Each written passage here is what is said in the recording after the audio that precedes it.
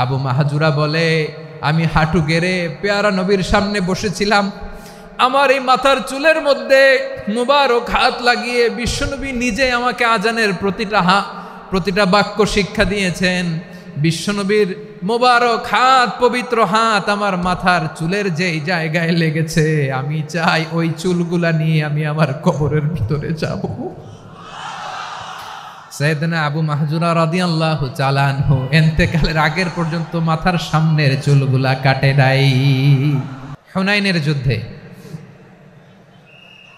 ৮ম হিজরি, কত হিজরি সবাই বলেন না একটু, কত হিজরি? ৮ম হিজরিতে হুনাইনের যুদ্ধে রাসূল সাল্লাল্লাহু আলাইহি ওয়াসাল্লাম ফিরে আসতেছেন মদিনায়। পথিমধ্যে বেলাল রাদিয়াল্লাহু তাআলা আনহু আজান দিচ্ছেন। কি দিচ্ছেন?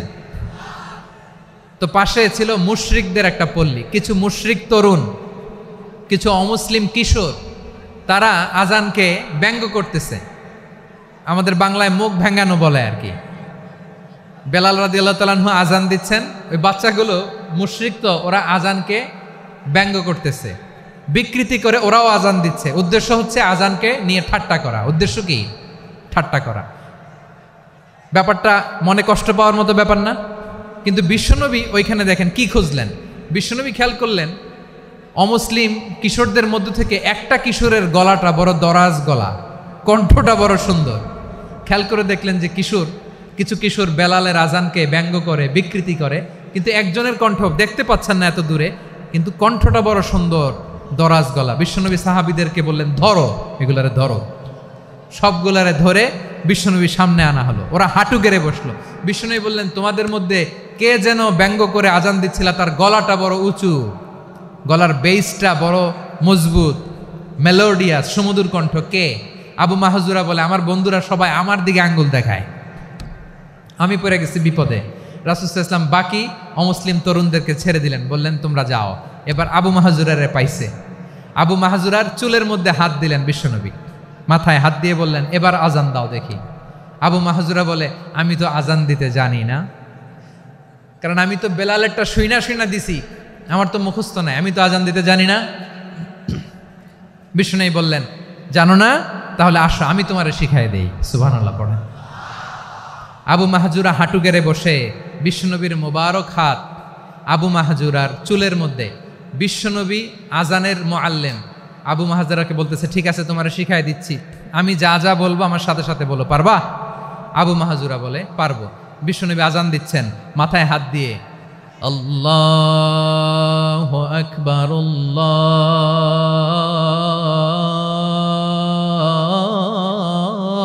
আল্লাহু আকবার।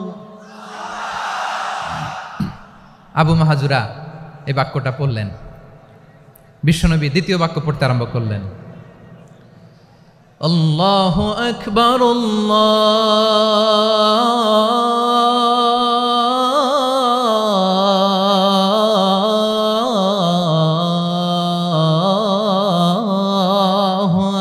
আকবার। আবু মাহজুরা এই বাক্যটা বললেন। বিশ্বনবী আবু মাহজুরার মাথার মধ্যে হাত দিয়ে তৃতীয় বাক্য পড়লেন, আশহাদু আল্লা ইলাহা ইল্লাল্লাহ,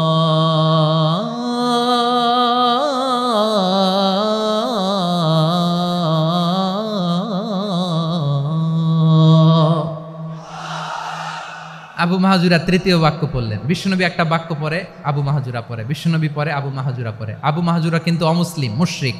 আবু মাহজুরা বলে, এক একটা বাক্য পড়ি আমার কলিজাটা গলে ঠান্ডা হয়ে যায়। এতদিন মোহাম্মদকে গালি দিতাম, এখন মোহাম্মদ আমার মাথায় যখন হাত রাখছে আমার সারা শরীর ঠান্ডা হয়ে গেছে। বিশ্বনবী আজান শিখাচ্ছেন, একটা একটা বাক্য পড়ে আবু মাহজুরাও পড়ে, বিশ্বনবী পড়ে আবু মাহজুরাও পড়ে। পুরো বাক্যগুলো যখন শেষ, আজান শেষ, আবু মাহজুরাও যখন পুরো আজান পড়লেন, আবু মাহজুরা বললেন, এতদিন মোহাম্মদের চেহারা দেখলে আমার ঘৃণা লাগতো, আজ থেকে মোহাম্মদের চেহারার চেয়ে প্রিয় চেহারা আমার কাছে নাই।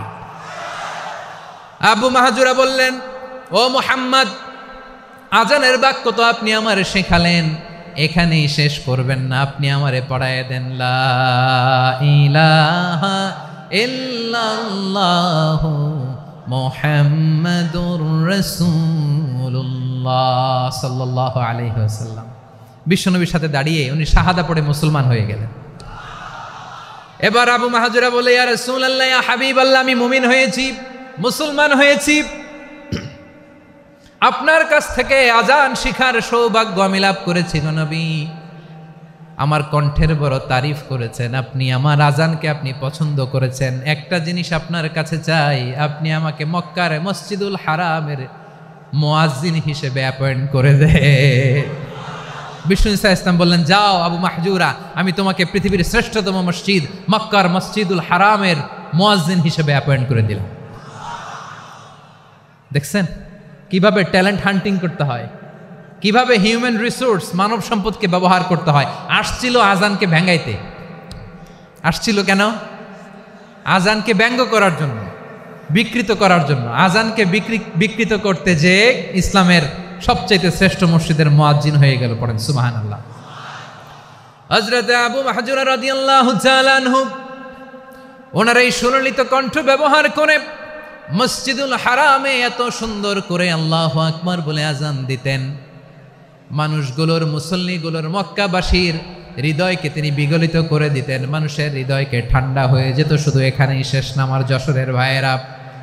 বিশ্বনবী যখন সাইয়েদনা আবু মাহজুরা রাদিয়াল্লাহু তাআলা আনহুকে আজান শিখাচ্ছিলেন, বলেন তো বিশ্বনবীর হাতটা কোথায় ছিল? আবু মাহজুরার মাথার সামনে, এই চুলের উপরে ছিল। আবু মাহজুরা ওই স্মৃতিটাকে ধারণ করবার জন্য, ওই স্মৃতিকে বহন করার জন্য বিশ্বনবীর মোবারক হাত আবু মাহজুরার কপালের চুলের যেই জায়গায় লেগেছে, মৃত্যুর আগের দিন পর্যন্ত আবু মাহজুরা মাথার ওই চুলে কোনোদিন ছুরি আর কামার লাগায় নাই, সেখানে কেচি লাগায় নাই, চুলের মধ্যে খুর লাগায় নাই। আবু মাহজুরা ডান দিকের চুল কাটতো, বাম দিকের চুল কাটতো, পেছনের চুল কাটতো, সামনের চুল কাটতো না। আবু মাহজুরা রাদিয়াল্লাহু তাআলা আনহুর সামনের চুলগুলো বড় হতে হতে যখন এত বড় হয়ে যায়, তিনি চুলগুলো পেঁচিয়ে মাথার মধ্যে রাখতেন। তারপরে তিনি পাগড়ি পরতেন। সবাই জিজ্ঞেস করতো, আবু মাহজুরা, এটা আবার কেমন স্টাইল? দেখতে তোমার কি বিদঘুটে লাগে? কেমন অড লাগে? কেমন খারাপ দেখা যায়? মক্কায় এমন কোনো মানুষ তো দেখি নাই, ডানে চুল কাটে, বায়ে চুল কাটে, পেছনে চুল কাটে, সামনে কাটে না। ওরে আবু মাহজুরা, কেমন দেখা যায় তোমারে? তুমি সামনের চুল কাটো না কেন? আবু মাহজুরা বলে, আমি হাঁটু গেড়ে পেয়ারা নবীর সামনে বসেছিলাম, আমার এই মাথার চুলের মধ্যে মুবারক হাত লাগিয়ে বিশ্বনবী নিজে আমাকে আজানের প্রতিটা বাক্য শিক্ষা দিয়েছেন। বিশ্বনবীর মোবারক হাত, পবিত্র হাত আমার মাথার চুলের যেই জায়গায় লেগেছে, আমি চাই ওই চুলগুলা নিয়ে আমি আমার কবরের ভিতরে যাব। সাইয়েদনা আবু মাহজুরা রাদিয়াল্লাহু তাআলা আনহু ইন্তেকালের আগের পর্যন্ত মাথার সামনের চুলগুলা কাটে নাই। মাথার সামনের চুল তিনি কাটেন নাই। সুবহানাল্লাহি বিহামদি। কেমন ভালোবাসতেন বিশ্বনবী সাহাবীদেরকে, সাহাবারা কেমন ভালোবাসতেন বিশ্বনবীকে। সামনের চুলগুলো বড় হতে হতে এত বড় ছিল, পেঁচিয়ে রেখে পাগড়ি পরতেন, কাটতেন না। নবীর হাত লেগেছিল। সুবহানাল্লাহ পড়েন। তাহলে what is the lesson? Moral of the story কি? মোরাল অফ দ্য স্টোরি হচ্ছে, আসছিল আজানকে ব্যঙ্গ করার জন্য, বিকৃত করার জন্য, হয়ে গেল মসজিদুল হারামের মুয়াজ্জিন। মানুষ চাইলে অনেক ভালো হইতে পারে, ভালোর রাস্তাও খোলা, খারাপ হওয়ার রাস্তাও খোলা। ভালো হইলে মানুষ অনেক ভালো, খারাপ হইলে অনেক খারাপ, ভালো হইলে সবচেয়ে ভালো, খারাপ হইলে সবচেয়ে খারাপ। এজন্য সিদ্ধান্ত আপনাকেই নিতে হবে। আল্লাহ তাআলা বলছেন, লাকাদ খালাকনাল ইনসানা ফি আহসানি তাকওয়িম সুম্মা রাদাদনাহু আসফালা সাফিলিন। আমি মানুষকে অনেক সুন্দর অবয়বে, সুন্দর আকৃতিতে সৃষ্টি করেছি। তার শুধু চেহারার ডিজাইনটাই সুন্দর নয়, তার ব্রেনটা বড্ড সুন্দর, তার মানসিকতা বড্ড সুন্দর, তার সৃজনশীলতা বড্ড সুন্দর। পড়েন সুবহানাল্লাহ। আমাদের চেহারা, অবয়ব, ডিজাইন যে সুন্দর তা না, আমাদের ব্রেনটা অনেক সফিস্টিকেটেড ব্রেন, অনেক সফিস্টিকেটেড। এই 1.5 কেজি ব্রেন ইউজ করে মানুষ গোটা বিশ্বে সভ্যতা বিনির্মাণ করেছে, ঠিক কি না? এই ব্রেন আল্লাহ তাআলা আমাকে দিয়েছে। এটারে কাজে লাগালে আপনার সিক্স সেন্স কাজে লাগালে আপনি অনন্য মানুষ হয়ে উঠবেন, মহামানবে রূপান্তরিত হবেন। মানুষ হতে পারে, চাইলেই মহামানব হতে পারে। আবার যদি মানুষ চায় খারাপও হতে পারে। আল্লাহ বললেন শুধু ভালোই না, ভালো হতে চাইলে অনেক ভালো তুমি হতে পারো, আবার খারাপ হতে চাইলে অনেক খারাপ তুমি হতে পারো। সুম্মা রাদাদনাহু আসফালা সাফিলিন।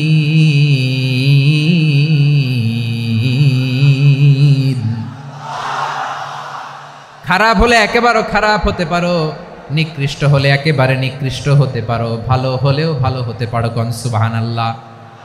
এবার আওয়াজ করে বলুন, ভালো হতে চাই না খারাপ, শ্রেষ্ঠ না নিকৃষ্ট?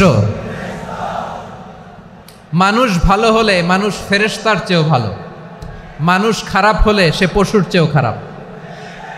কথা ঠিক কিনা বলেন? ভালো হলে ফেরেশতার চেয়েও ভালো, খারাপ হলে পশুর চেয়েও নিকৃষ্ট। তার মানে শ্রেষ্ঠত্বে মানুষ, শ্রেষ্ঠত্বে ফেরেশতাকে হার মানায়, আর অধপতনে শ্রেষ্ঠত্বে ফেরেশতাকে ছাড়িয়ে যায়, আর অধপতনে পশুকেও হার মানায়। আই রিপিট, আমি আবারও বলছি, মানুষ শ্রেষ্ঠত্বে ফেরেশতাকে ছাড়িয়ে যায়, আর অধপতনে সে পশুকেও হার মানায়। আওয়াজ করে বলতে হবে ঠিক কি না? এটার প্রমাণ কি? মানুষ শ্রেষ্ঠ হইলে যে ফেরেশতার চেয়েও সেরা, তার প্রমাণ কি? আল্লাহ তাআলা বলছেন, ওয়া ইয কুলনা লিল মালাইকাতি ইসজুদু লি আদম ফাসাজাদু ইল্লা ইবলিস আবা ওয়াস্তাকবারা ওয়া কানা মিনাল কাফিরিন। আল্লাহ বলেন, স্মরণ করো সে সময়ের কথা যখন আমি ফেরেশতাদেরকে বললাম, ও ফেরেশতারা আদমকে সেজদা দাও। সব ফেরেশতারা সম্মান সূচক সেজদা আদমকে দিল, তারা আদমের জন্য সেজদায় লুটিয়ে পড়লো, একজন ছাড়া, তার নাম ইবলিস। আওয়াজ করে বলেন তার নাম কি? সে অহংকার প্রদর্শন করলো, সে কাফের হয়ে গেল, বাকি সব ফেরেশতারা সেজদা দিল। সুবহানাল্লাহ। আবার আদম আলাইহিস সালামকে আল্লাহ জিজ্ঞেস করলেন, সব বলে দিল উত্তর, কিন্তু ফেরেশতাদেরকে একই প্রশ্ন জিজ্ঞেস করলেন, তারা উত্তর করতে পারে নাই। তার মানে এর মধ্য দিয়ে প্রমাণিত হয়, মানুষ ভালো হলে ফেরেশতার চেয়েও ভালো, ফেরেশতার চেয়েও মানুষের মর্যাদা বাড়িয়ে দিয়েছে কে?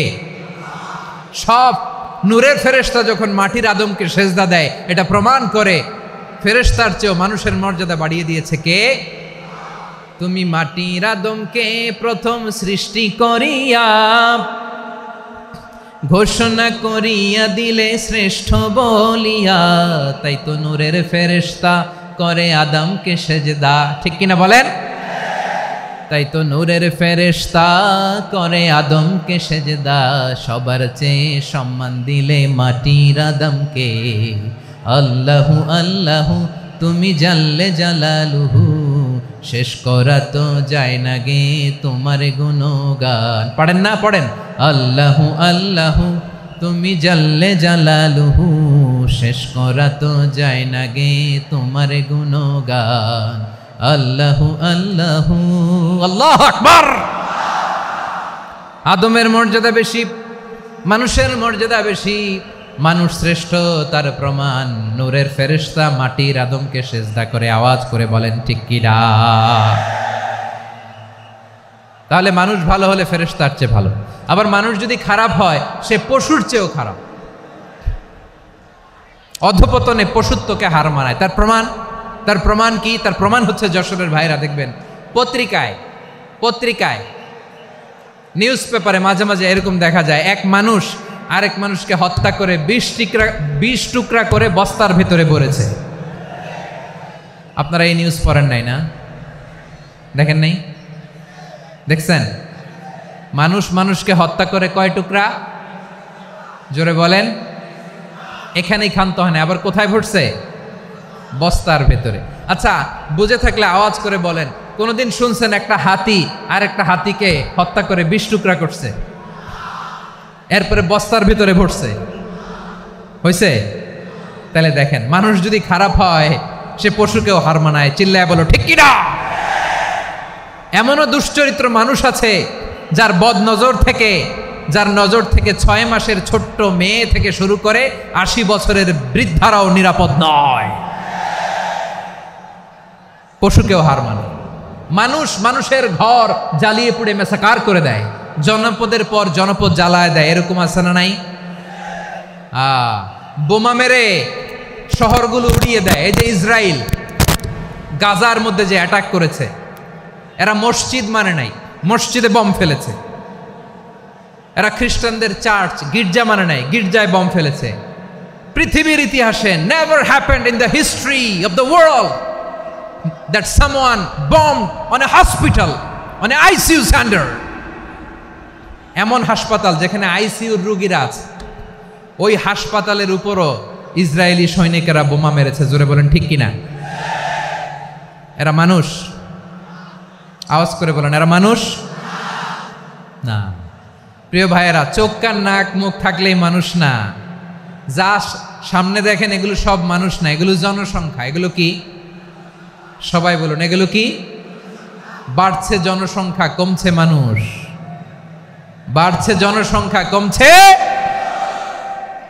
এই দুনিয়া এখন তো আর সেই দুনিয়া নাই, মানুষ নামের মানুষ আছে, দুনিয়া বোঝাই, সেই মানুষের ভিড়ে আমার আসল মানুষ নাই। ঠিক কিনা? আসল মানুষের বড্ড অভাব, আসল মানুষের বড্ড অভাব। আমার ভাইয়েরা, মানুষ খারাপ হলে পশুকেও হার মানায়। আচ্ছা, আওয়াজ করে বলেন, এই যশোরের ছেলেরা এদিক তাকাও, আওয়াজ করে বলো, যে ইসরায়েলি সোলজাররা উপর থেকে বোমা মারল, তারাও মানুষ? তারাও কি? ওরাও রক্তে মাংসে মানুষ, ওদেরও পরিবার আছে। বোমা মেরে যেই মেয়েটাকে তারা অনাথ বানায়, ইয়াতিম বানায়, ও কিন্তু বাসায় ওর মেয়েটাকে রেখে আসছে। ঠিক কিনা বলেন? বম্বিং করে যে বাবাকে মেরে, স্বামীকে মেরে স্ত্রীকে বিধবা বানায়, তারও ঘরে স্ত্রী আছে। উপর থেকে বম মেরে মানুষ মেরে দিচ্ছে, তারাও মানুষ। 1945 সালের 6ই আগস্ট আমেরিকান সোলজাররা হিরোশিমায় বম মেরেছে। আমি নিজে দেখে এসেছি জাপানের হিরোশিমাতে। সকাল 8:15 মানুষ কেউ অফিসে যাচ্ছিল, কেউ খেতে খামারে কাজ করতে যাচ্ছিল। লিটল বয় নামে একটা বোম মেরেছে তারা। এই বোমের আঘাতে, পারমাণবিক এই বোমার রেডিয়েশনে আঘাতে বোম ব্লাস্ট হওয়ার পরে মুহূর্তের মধ্যে 1,40,000 নাই। উপর থেকে যারা মারতেছে এরাও মানুষ, যাদেরকে মারলো তারাও। তার মানে মানুষে মানুষে পার্থক্য আছে না? নেই? মানুষে মানুষে পার্থক্য আছে। নাক কান চোখ মুখ থাকলেই মানুষ নয়। বাড়ছে জনসংখ্যা, কমছে মানুষ। চিল্লায় বলো ঠিক কিনা? তাহলে আমরা বুঝলাম মানুষ ভালো হলে অনেক ভালো, খারাপ হলে অনেক খারাপ। ও আমার কলিজার টুকরা যশোরের ভাইয়েরা, আসুন না 3 দিন ব্যাপী এই তাফসিরুল কোরআনের ঐতিহাসিক প্রোগ্রাম থেকে আমরা সিদ্ধান্ত নেই, আমরা ভালো মানুষ হব নাকি খারাপ মানুষ হব। কলিজা থেকে, প্রাণ থেকে আওয়াজ করে সবাই বলুন, ভালো মানুষ নাকি খারাপ মানুষ? ভালো মানুষ হইতে হবে। ভালো মানুষ যারা জগৎটাকে এনলাইটেন করবে, যারা এনলাইটেন করবে, যারা সত্যের বীর সেনানী হয়ে দাঁড়াবে, যারা সত্যের পক্ষে কথা বলবে, যারা জালিমের মসনদকে ভেঙে খান খান করে দেবে। এরকম হওয়ার দরকার আছে না নাই? এরকম ভালো মানুষ আমরা হতে চাই কি চাই না? মানুষকে যত্ন নিলে মানুষ যে কত ভালো হয় আপনি কল্পনাও করতে পারবেন না। এই যে আপনাদের যশোরে যে ভালো ছেলেগুলো আছে, যে ভালো তরুণগুলো আছে, যে যুবকগুলো আছে, যে ভালো আলেমরা আছে, ভালো নেতারা আছে, সবাই যদি তাদের মতো হতো, পুরো যশোরটা একটা জান্নাতের টুকরা হয়ে যেত। আওয়াজ করে বলেন ঠিক কিনা? মানুষকে নার্চারিং করলে, মানুষকে পলিশ করলে, মানুষকে গ্রুমিং করলে, মানুষকে সঠিক তারবিয়া দিলে মানুষ অনন্য হয়ে ওঠে। প্রতিটি মানুষ অনন্য। আমি অনন্য, আপনি অনন্য, আমরা সবাই অনন্য। সুবহানাল্লাহ বলেন। মানুষকে আল্লাহ তাআলা দিয়েছেন অসীম ক্ষমতা, অসীম ক্ষমতা। সুবহানাল্লাহ। একটা মানুষ পারে না এমন কিছু নাই, একটা মানুষ পারে না এমন কিছু নাই। বিশ্বাস করতে হবে, মানুষ যা কল্পনা করতে পারে ওইটা মানুষ করে দেখাতে পারে। যশোরের ভাইয়ের, আই রিপিট, আমি আবারও বলছি, এই চিল্লাচিল্লি করলে আমার এই গুরুত্বপূর্ণ কথা তোমরা মিস করবা। কপাল পড়া হয়ও না, আওয়াজ করে কপাল পড়া হবে না।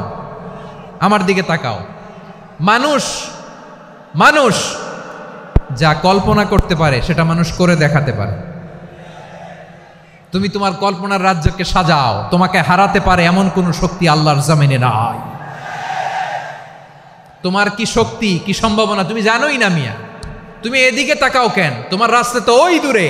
তুমি কোথায় যাবে, আল্লাহ তোমার টেনে কোথায় নিয়ে যাবে তুমি কিছুই জানো না। প্ল্যান বিগ, ড্রিম বিগ, কল্পনার শক্তিকে বড় করো। মানুষ যা কল্পনা করতে পারে মানুষ তা করে দেখাতে পারে। মানুষের কাছে অসাধ্য কিছু নাই মৃত্যু ছাড়া, অ্যাকসেপ্ট ডেথ। মৃত্যু ছাড়া মানুষ সবকিছুকে জয় করতে পারে। মৃত্যু ছাড়া যে কোনো অসাধ্যকে সাধন করার ক্ষমতা মানুষকে দিয়ে দিয়েছে কে? হারার জন্য তোমার জন্মই হয় নাই, তোমার জন্ম হয়েছে জিতার জন্য, বিজয়ের জন্য তোমার জন্ম। মানুষের শুরুটাই হয় বিজয় দিয়ে। যশোর আওয়াজ করে বলো, মানুষের শুরু হয় কি দিয়ে? আমরা যখন আমার পিতার পৃষ্ঠদেশে ছিলাম, পিতার পৃষ্ঠদেশ থেকে শুক্রাণু যখন মায়ের গর্ভদেশে যেয়ে পড়ে, কতটা শুক্রাণু ভ্রমণ শুরু করে জানো? 20 কোটি শুক্রাণু।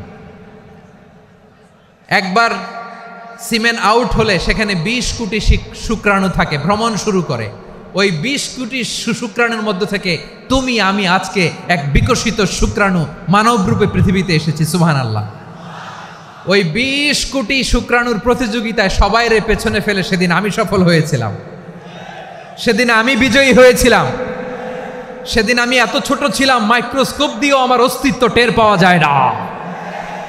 আমি এত তুচ্ছ ছিলাম, নগণ্য ছিলাম। আমার কান ছিল না, আমার চোখ ছিল না, আমার হাত ছিল না, আমার জন্য রিকমেন্ডেশন করার মতো মামু ছিল না, খালা ছিল না, কেউ ছিল না। তারপরেও ওই প্রতিযোগিতায়, ওই কম্পিটিশনে যখন আমারে কেউ হারাতে পারে নাই, আল্লাহর জমিনেও আমারে কেউ হারাতে পারে না। হারার জন্য তোমার জন্মই হয় নাই, তুমি আসছই জিতার জন্য। সুবহানাল্লাহ। বিশ্বনবী বলেন, আন্নাসু মাআদিন কামাআদিনি যাহাবি ওয়াল ফিদ্দা খিয়ারুহুম ফিল জাহিলিয়াতি খিয়ারুহুম ফিল ইসলাম। Peoples are like mines of gold and silver. সোনার খনি, রূপার খনি, এর চেয়েও বড় খনি হচ্ছে এই মানব সম্পদের খনি। আওয়াজ করে বলেন আল্লাহু আকবার। আল্লাহ তাআলা এই সম্পদ আমাদেরকে দিয়েছে।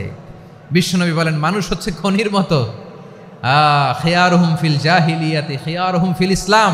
জাহিলি যুগে যারা সেরা, ইসলামেও তারা সেরা। ইদা ফাকুহু, যদি তারা বুঝবান হয় তাহলে তাদেরকে সেরা বানায় দিবে কে? তাহলে মানুষের চেয়ে সেরা কেউ হতে পারে? মানুষের চেয়ে অনন্য কেউ হতে পারে? মানুষকে কেউ হারাতে পারে? আওয়াজ করে বলো, তোমাকে কেউ হারাতে পারবে? এই সাহস জাগছে আজকের আলোচনা থেকে। আমি তুমি অনন্য, আমাকে তোমাকে হারায়া দেওয়া এত সহজ না, ঠিক কিনা? একটা কথা জীবনের সাথে সেট করে নিতে হবে, আমি জিতি নয় শিখি, আমি কখনো হারি না। জীবনের সাথে সেট করে নাও, জেনজি অফ জেসর, আমি কখনো হারি না, আমি হয় জিতি নয় শিখি। চিল্লায় বলো ঠিক কিনা? আমি কখনো হারি না, আমার হারানো এত সোজা না। কি সাহস জাগছে? বুকে সাহস জাগছে? তাকবীর পড়ো, লিল্লাহে তাকবীর। তাহলে বিশ্বনবী বললেন, নাসু মাআদিন, মানুষ হচ্ছে খনি। এই ধাক্কা ধাক্কি আমি জানি এগুলো ভালোবাসার ধাক্কা ধাক্কি, এজন্য আমি সহ্য করে নেই। এগুলো যে ভালোবাসার ধাক্কা ধাক্কি এটা আমরা বুঝি। পৃথিবীর কোনো আইন, সিকিউরিটি, প্রটোকল দিয়ে এটারে মানানো যাবে না, কারণ এটা তো ভালোবাসা, লাভ। লাভ কোনো আইন কানুন দিয়ে বাধা যায় না, মানানো যায় না, ঠিক কিনা বলো?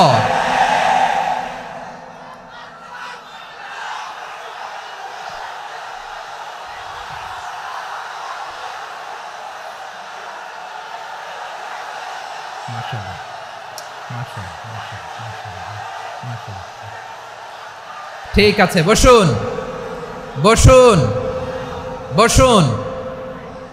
আল নাসু মাআদিন, মানুষ হচ্ছে খনি। এই খনির যত্ন নিতে হবে। আমার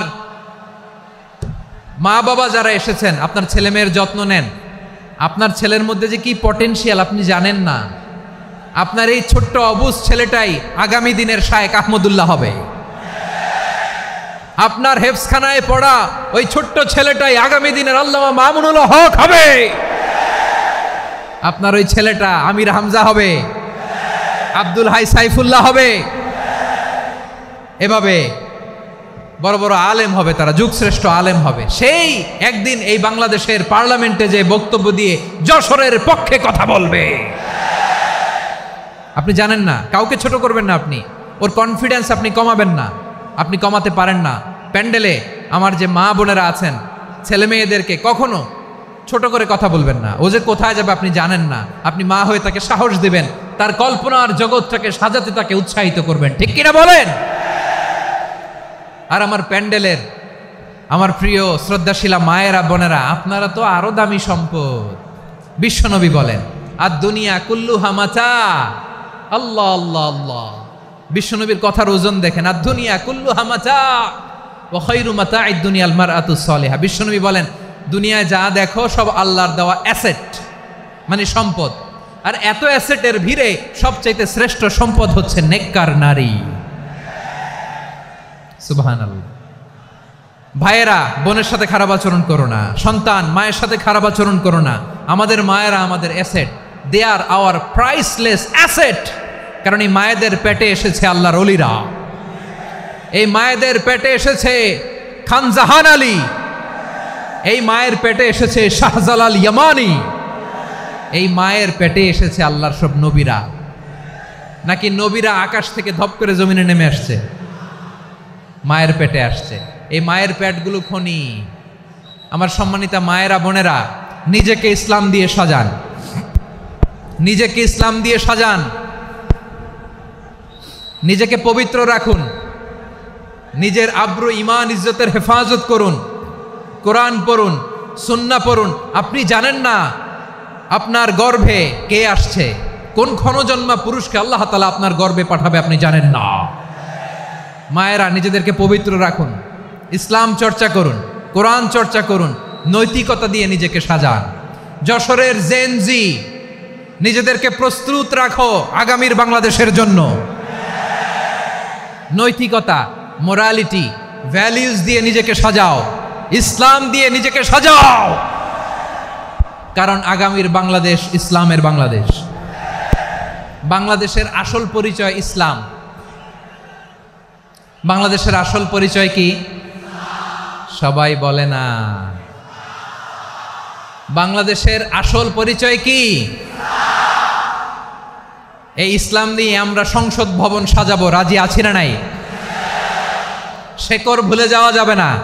আমরা ধাপে ধাপে শারিয়া আইনের দিকে যাব ইনশাআল্লাহ, কিন্তু জঙ্গিবাদ দিয়ে নয়, কট্টরপন্থা দিয়ে নয়। আমরা ইন্টেলেকচুয়ালি গ্রাজুয়ালি ধাপে ধাপে শারিয়া আইনের দিকে মুভ করবো ইনশাআল্লাহ। বলো লিল্লাহি তাকবীর। এদেশের আসল পরিচয় সবাই বলে না, আওয়াজ করে, এদেশের আসল পরিচয়। এদেশে আজান শুনে সূর্য ওঠে শহর গ্রামে, এদেশে আজান শুনে সূর্য ডুবে সন্ধ্যা নামে, এদেশে সকল কাজে সবাই বলে বিসমিল্লাহ, এদেশে ভালো কিছু দেখে শুনে হাসি মুখে সবাই বলে মাশা আল্লাহ। সুবহানাল্লাহ সুবহানাল্লাহ সুবহানাল্লাহ সুবহানাল্লাহ সুবহানাল্লাহ সুবহানাল্লাহ সুবহানাল্লাহ সুবহানাল্লাহ। ও নবীন তরুণ, তোমার কিসের এত ভয়? জেনে রেখো বাংলাদেশের আসল পরিচয়। বাংলাদেশের আসল পরিচয় ইসলাম। আওয়াজ তুলে বলো, আসল পরিচয় কি? এদেশে পরস্পরে দেখা হলে দেয় সালাম, এদেশে আমজনতার হৃদয় জুড়ে পাক্কা আলাম, ঠিক কি না? এদেশে বিপদ এলে সর্বজনে সর্বক্ষণে দোয়া পড়ে ইন্না লিল্লাহ সুবহানাল্লাহ সুবহানাল্লাহ সুবহানাল্লাহ সুবহানাল্লাহ। এদেশে আজান শুনে সূর্য ওঠে শহর গ্রামে, এদেশে আজান শুনে সূর্য ডুবে সন্ধ্যা নামে, এদেশে সকল কাজে সবাই বলে বিসমিল্লাহ, এদেশে ভালো কিছু দেখে শুনে হাসি মুখে সবাই বলে মাশা আল্লাহ, সুবহানাল্লাহ। আওয়াজ করে সুবহানাল্লাহ, সুবহানাল্লাহ, সুবহানাল্লাহ, সুবহানাল্লাহ। সবাই একসাথে সুবহানাল্লাহ, সুবহানাল্লাহ, সুবহানাল্লাহ, সুবহানাল্লাহ। এদেশের আসল পরিচয় কি? আওয়াজ করে বলতে ভয় লাগে। এদেশের আসল পরিচয় কি? ইসলাম দিয়ে আমাদের সংসদ ভবন চলুক, আমরা চাই কি চাই না? বঙ্গভবনে লা ইলাহা ইল্লাল্লাহর পতাকা উড়ুক, আমরা চাই কি চাই না? প্রতিটি জেলা অফিসে, ডিসি অফিসে লা ইলাহার পতাকা ঝুলুক, আমরা চাই কি চাই না? কারা কারা চাই হাত তুলে আল্লাহরে দেখায়।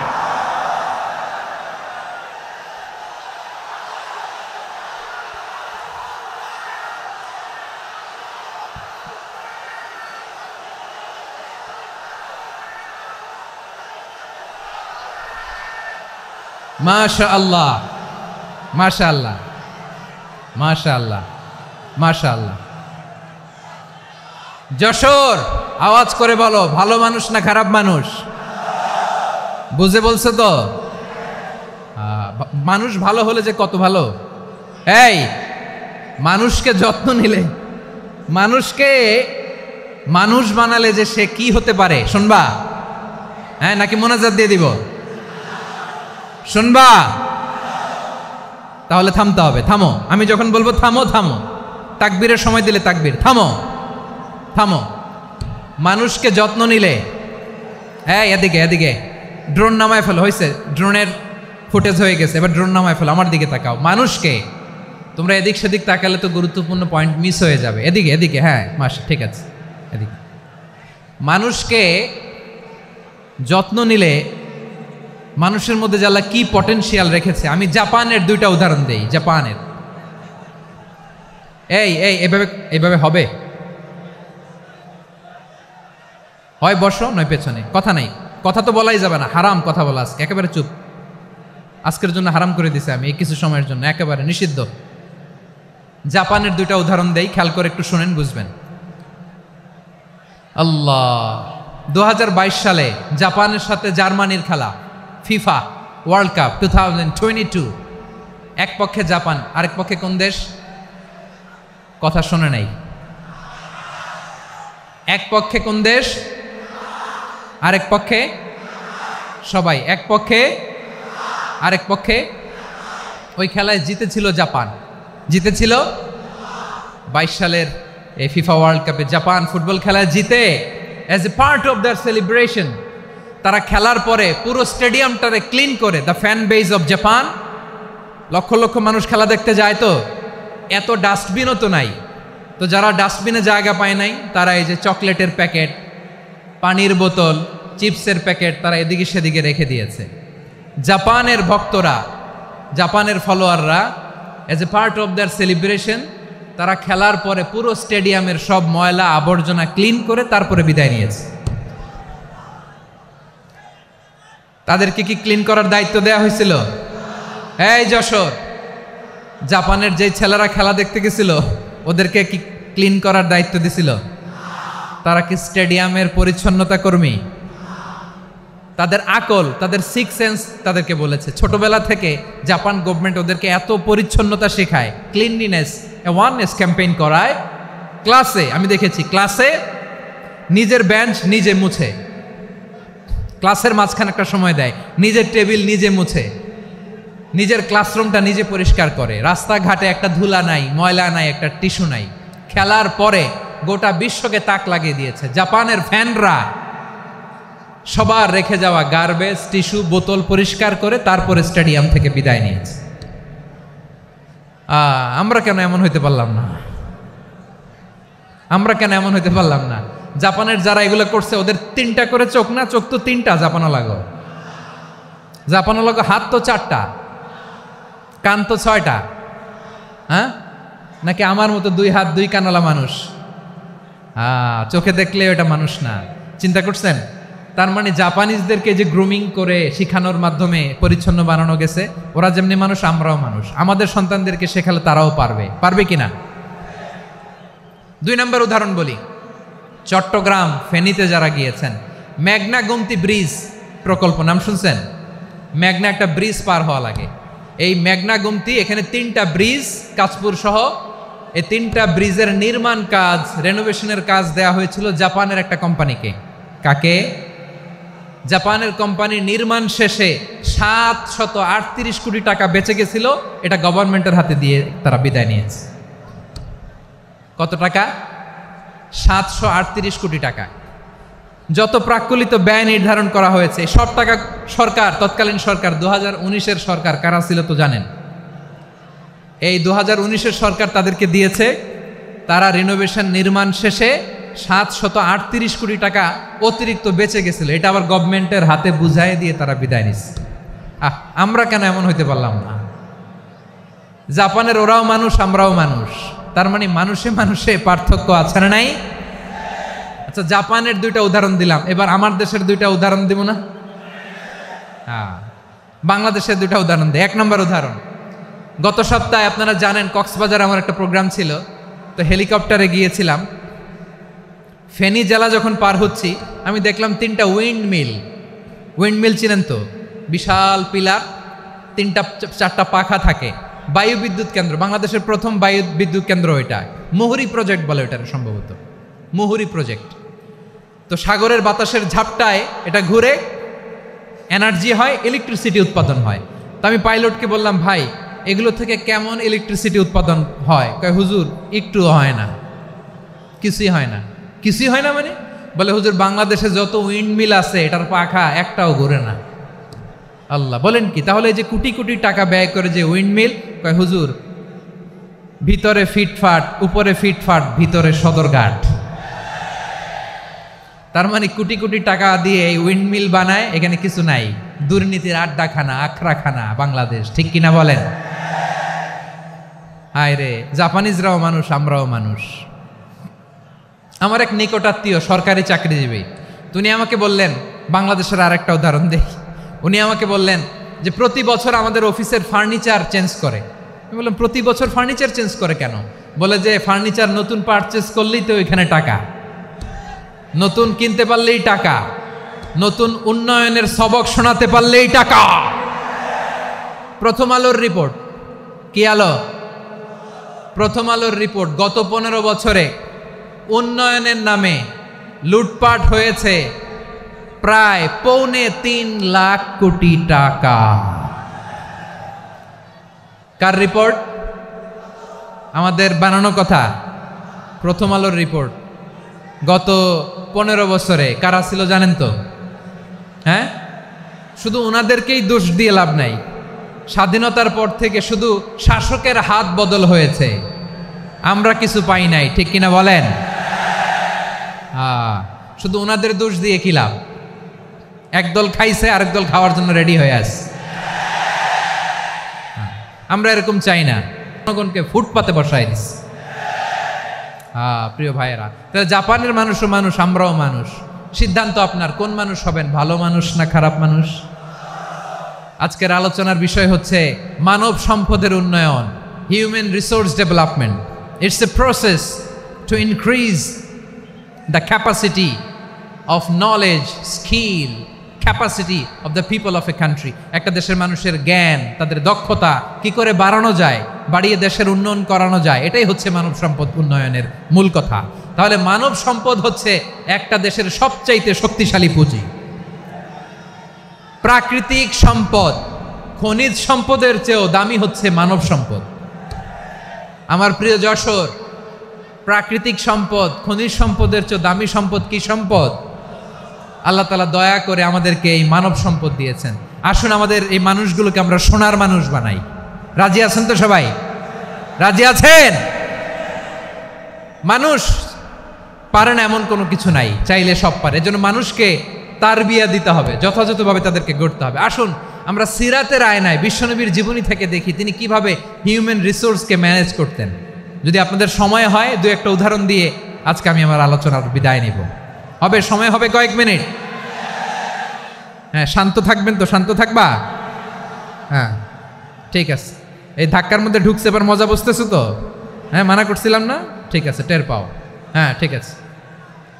যে আওয়াজ করবে আমি ওকে দেখতেছি, কে কে আওয়াজ করে দেখতেছি।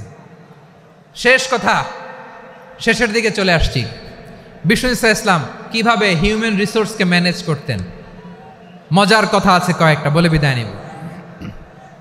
বিশ্বনবী কিভাবে এই মানব সম্পদকে ম্যানেজ করতেন। বিশ্বনবী he was a very good talent hunter, চৌকস ট্যালেন্ট হান্টার ছিল। কার মধ্যে কি ট্যালেন্ট আছে দেখলেই বুঝে ফেলতেন। সুবহানাল্লাহ পড়বেন না? কি নবী আমরা পেয়েছি! He was a very good talent hunter. আমার নবী তিনি চৌকস ট্যালেন্ট হান্টার ছিলেন। কার মধ্যে কি প্রতিভা বের করতেন, ওই প্রতিভাকে ইসলামের কল্যাণে কাজে লাগাতেন। সুবহানাল্লাহ বলেন। যাকে যেই জায়গায় সেট করলে ভালো হবে তাকে ওই জায়গায় সেট করতেন। কয়েকজন সাহাবীর জীবনী শোনাই। আবু মাহজুরা রাদিয়াল্লাহু তাআলা আনহু, মক্কার মুয়াজ্জিন, আগে ছিল মুশরিক, পরে হয়েছে মুমিন। উনি কিভাবে মুমিন হইলেন এই ঘটনাটা একটু আপনাদের শোনাতে চাই। তো আপনাদের তো সময় নাই হাতে। হ্যাঁ, সময় আছে?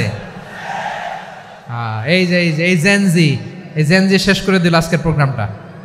1 ঘন্টা ধাক্কা ধাক্কি করে কেমনে দাঁড়ায় আছে আমি বুঝলাম না।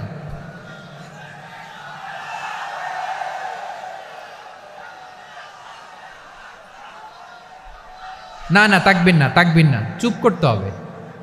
What I need you stop, just shut up, চুপ। হ্যাঁ, ঠিক আছে, এভাবে। আবু মাহজুরা রাদিয়াল্লাহু তাআলা আনহু কিভাবে মুসলিম হলেন আওয়াজ করে শুনেন। হুনাইনের যুদ্ধ, 8ম হিজরি। বিষ্ণু ইসলাম হুনাইনের যুদ্ধ শেষে ফিরতেছেন, পথিমধ্যে বেলাল রাদিয়াল্লাহু তাআলা আনহু, এই যে আবার কথা, আই রে আল্লাহ রে, এখানে ধাক্কা ধাক্কি কেন? চলে যাও, পেছনে যাও, পেছনে যাও। কি আজীব তামাশা! যেখানে যায় এখানে ধাক্কা ধাক্কি, মারামারি, গায়ের উপরে, কাঁধের উপরে, শাউটিং। অনেক গুরুত্বপূর্ণ কথা পয়েন্ট করে নিয়ে আসে যে বলবো, এই শাউট করার কারণে প্রোগ্রামটাই নষ্ট করে দেয়। আসছে আমার ভালোবাসা দেখাইতে, প্রোগ্রামটাই শেষ করে দিয়ে চলে যায়। স্টপ, আবার কথা বল, স্টপ। হুনাইনের যুদ্ধে 8ম হিজরি। কত হিজরি? সবাই বলেন না একটু, কত হিজরি? 8ম হিজরিতে হুনাইনের যুদ্ধে রাসূল সাল্লাল্লাহু আলাইহি ওয়াসাল্লাম ফিরে আসতেছেন মদিনায়। পথিমধ্যে বেলাল রাদিয়াল্লাহু তাআলা আনহু আজান দিচ্ছেন। কি দিচ্ছেন? তো পাশে ছিল মুশরিকদের একটা পল্লী, কিছু মুশরিক তরুণ, কিছু অমুসলিম কিশোর, তারা আজানকে ব্যঙ্গ করতেছে। আমাদের বাংলায় মুখ ভেঙ্গানো বলে আর কি। বেলাল রাদিয়াল্লাহু তাআলা আনহু আজান দিচ্ছেন, ওই বাচ্চাগুলো মুশরিক, তো ওরা আজানকে ব্যঙ্গ করতেছে, বিকৃতি করে ওরাও আজান দিচ্ছে। উদ্দেশ্য হচ্ছে আজানকে নিয়ে ঠাট্টা করা। উদ্দেশ্য কি? ঠাট্টা করা। ব্যাপারটা মনে কষ্ট পাওয়ার মতো ব্যাপার না? কিন্তু বিশ্বনবী ওইখানে দেখেন কি খুঁজলেন। বিশ্বনবী খেয়াল করলেন অমুসলিম কিশোরদের মধ্য থেকে একটা কিশোরের গলাটা বড় দরাজ গলা, কণ্ঠটা বড় সুন্দর। খেয়াল করে দেখলেন যে কিছু কিশোর বেলালের আজানকে ব্যঙ্গ করে, বিকৃতি করে, কিন্তু একজনের কণ্ঠ দেখতে পাচ্ছেন না এত দূরে, কিন্তু কণ্ঠটা বড় সুন্দর, দরাজ গলা। বিশ্বনবী সাহাবীদেরকে বললেন, ধরো এগুলারে, ধরো। সবগুলারে ধরে বিশ্বনবীর সামনে আনা হলো। ওরা হাঁটু গেড়ে বসলো। বিশ্বনবী বললেন, তোমাদের মধ্যে কে যেন ব্যঙ্গ করে আজান দিচ্ছিল, তার গলাটা বড় উঁচু, গলার বেসটা বড় মজবুত, মেলোডিয়াস, সুমধুর কণ্ঠ। কে? আবু মাহজুরা বলে, আমার বন্ধুরা সবাই আমার দিকে আঙ্গুল দেখায়, আমি পড়ে গেছি বিপদে। রাসূল সাল্লাল্লাহু আলাইহি ওয়াসাল্লাম বাকি অমুসলিম তরুণদেরকে ছেড়ে দিলেন, বললেন তোমরা যাও। এবার আবু মাহজুরারে পাইছে। আবু মাহজুরার চুলের মধ্যে হাত দিলেন বিশ্বনবী, মাথায় হাত দিয়ে বললেন, এবার আজান দাও দেখি। আবু মাহজুরা বলে, আমি তো আজান দিতে জানি না, কারণ আমি তো বেলালেরটা শুইনা দিছি, আমার তো মুখস্থ নাই, আমি তো আজান দিতে জানি না। বিশ্বনবী বললেন, জানো না? তাহলে আসো, আমি তোমারে শিখাই দেই। সুবহানাল্লাহ পড়েন। আবু মাহজুরা হাঁটু গেড়ে বসে বিশ্বনবীর মোবারক হাত আবু মাহজুরার চুলের মধ্যে বিশ্বনবী আজানের মুআল্লিম আবু মাহাজুরাকে বলতেছে, ঠিক আছে তোমারে শিখাই দিচ্ছি, আমি যা যা বলবো আমার সাথে সাথে বলো, পারবা? আবু মাহাজুরা বলে পারবো। বিশ্বনবী আজান দিচ্ছেন, মাথায় হাত দিয়ে আল্লাহু আকবার আল্লাহু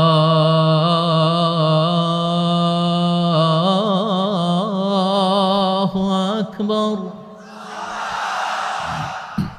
আবু মাহাজুরা এই বাক্যটা পড়লেন। বিশ্বনবী দ্বিতীয় বাক্য পড়তে আরম্ভ করলেন, আল্লাহু আকবার আল্লাহু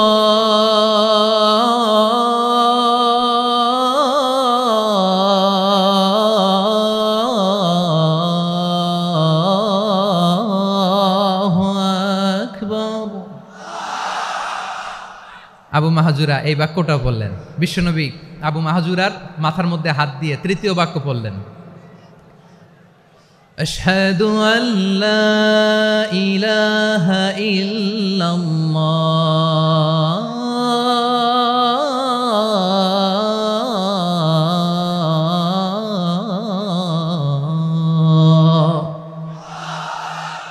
আবু মাহাজুরা তৃতীয় বাক্য পড়লেন। বিশ্বনবী একটা বাক্য পরে আবু মাহাজুরা পরে, বিশ্বনবী পরে আবু মাহাজুরা পরে। আবু মাহাজুরা কিন্তু অমুসলিম, মুশরিক।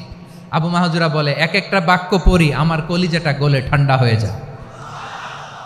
এতদিন মোহাম্মদকে গালি দিতাম, এখন মোহাম্মদ আমার মাথায় যখন হাত রাখছে আমার সারা শরীর ঠান্ডা হয়ে গেছে। বিশ্বনবী আজান শিখাচ্ছেন, একটা একটা বাক্য পড়ে আবু মাহাজুরাও পড়ে, বিশ্বনবী পড়ে আবু মাহাজুরাও পড়ে। পুরো বাক্যগুলো যখন শেষ, আজান শেষ, আবু মাহাজুরাও যখন পুরো আজান পড়লেন, আবু মাহাজুরা বললেন, এতদিন মোহাম্মদের চেহারা দেখলে আমার ঘৃণা লাগতো, আজ থেকে মোহাম্মদের চেহারার চেয়ে প্রিয় চেহারা আমার কাছে নাই। আবু মাহাজুরা বললেন, ও মুহাম্মদ, আজানের বাক্য তো আপনি আমারে শেখালেন, এখানেই শেষ করবেন না, আপনি আমারে পড়ায় দেন লা ইলাহা ইল্লাল্লাহু মুহাম্মাদুর রাসূলুল্লাহ সাল্লাল্লাহু আলাইহি ওয়াসাল্লাম। বিশ্বনবীর সাথে দাঁড়িয়ে উনি শাহাদা পড়ে মুসলমান হয়ে গেলেন। এবার আবু মাহাজুরা বলে, ইয়া রাসূলুল্লাহ, ইয়া হাবিবাল্লাহ, আমি মুমিন হয়েছি, মুসলমান হয়েছি, আপনার কাছ থেকে আজান শিখার সৌভাগ্য আমি লাভ করেছি গো নবী। আমার কণ্ঠের বড় তারিফ করেছেন আপনি, আমার আজানকে আপনি পছন্দ করেছেন। একটা জিনিস আপনার কাছে চাই, আপনি আমাকে মক্কার মসজিদুল হারামের মুয়াজ্জিন হিসেবে অ্যাপয়েন্ট করে দে।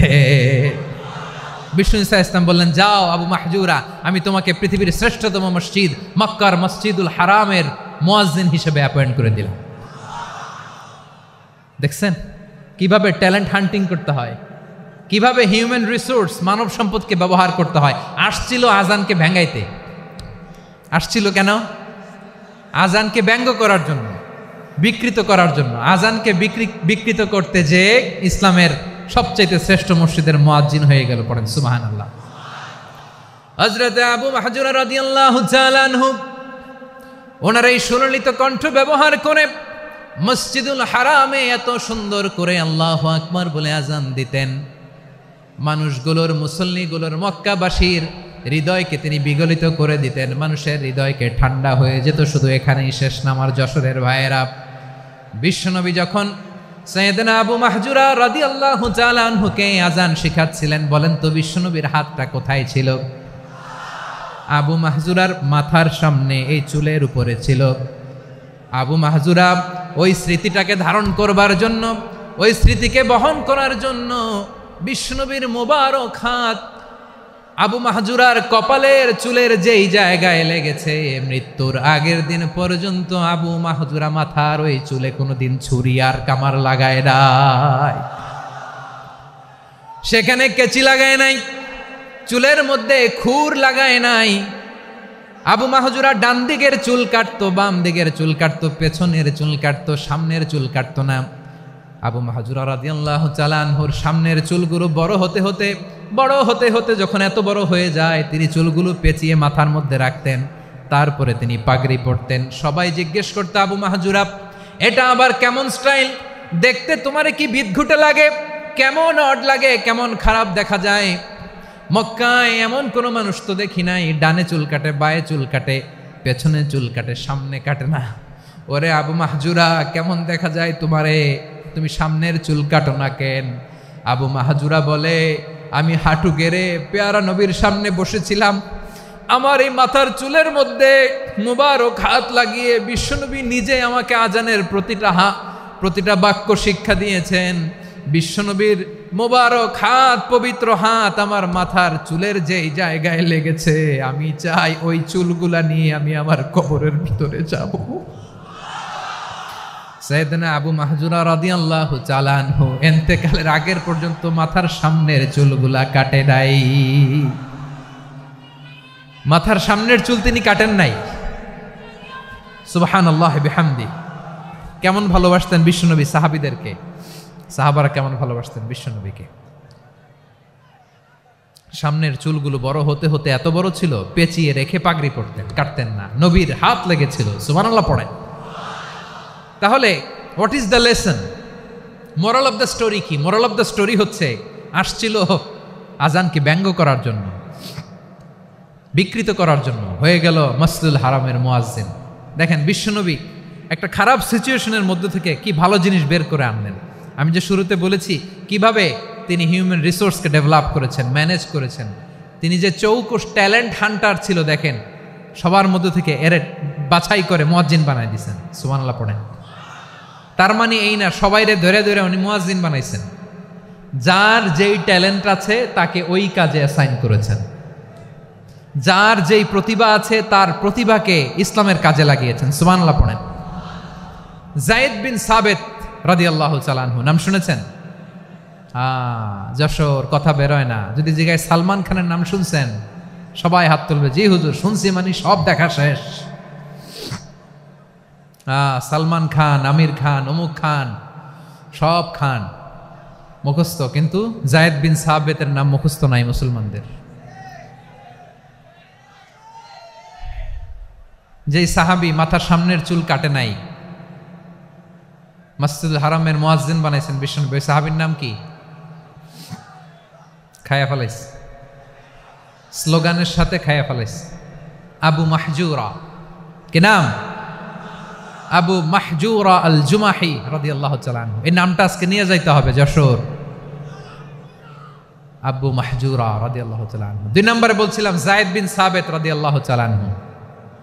বিশ্বনবী দেখলেন মদিনার এই আনসারী সাহাবী হাইলি ট্যালেন্টেড, ইন্টেলেকচুয়াল, মেরিটোরিয়াস, জ্ঞানের প্রতি তার আকর্ষণ, মারাত্মক আকর্ষণ। বিশ্বনবী তাকে দায়িত্ব দিলেন, কোরআন যা নাজিল হয় তুমি লিখো, কাতিবুল ওয়াহি বানায় দিলেন। সুবহানাল্লাহ।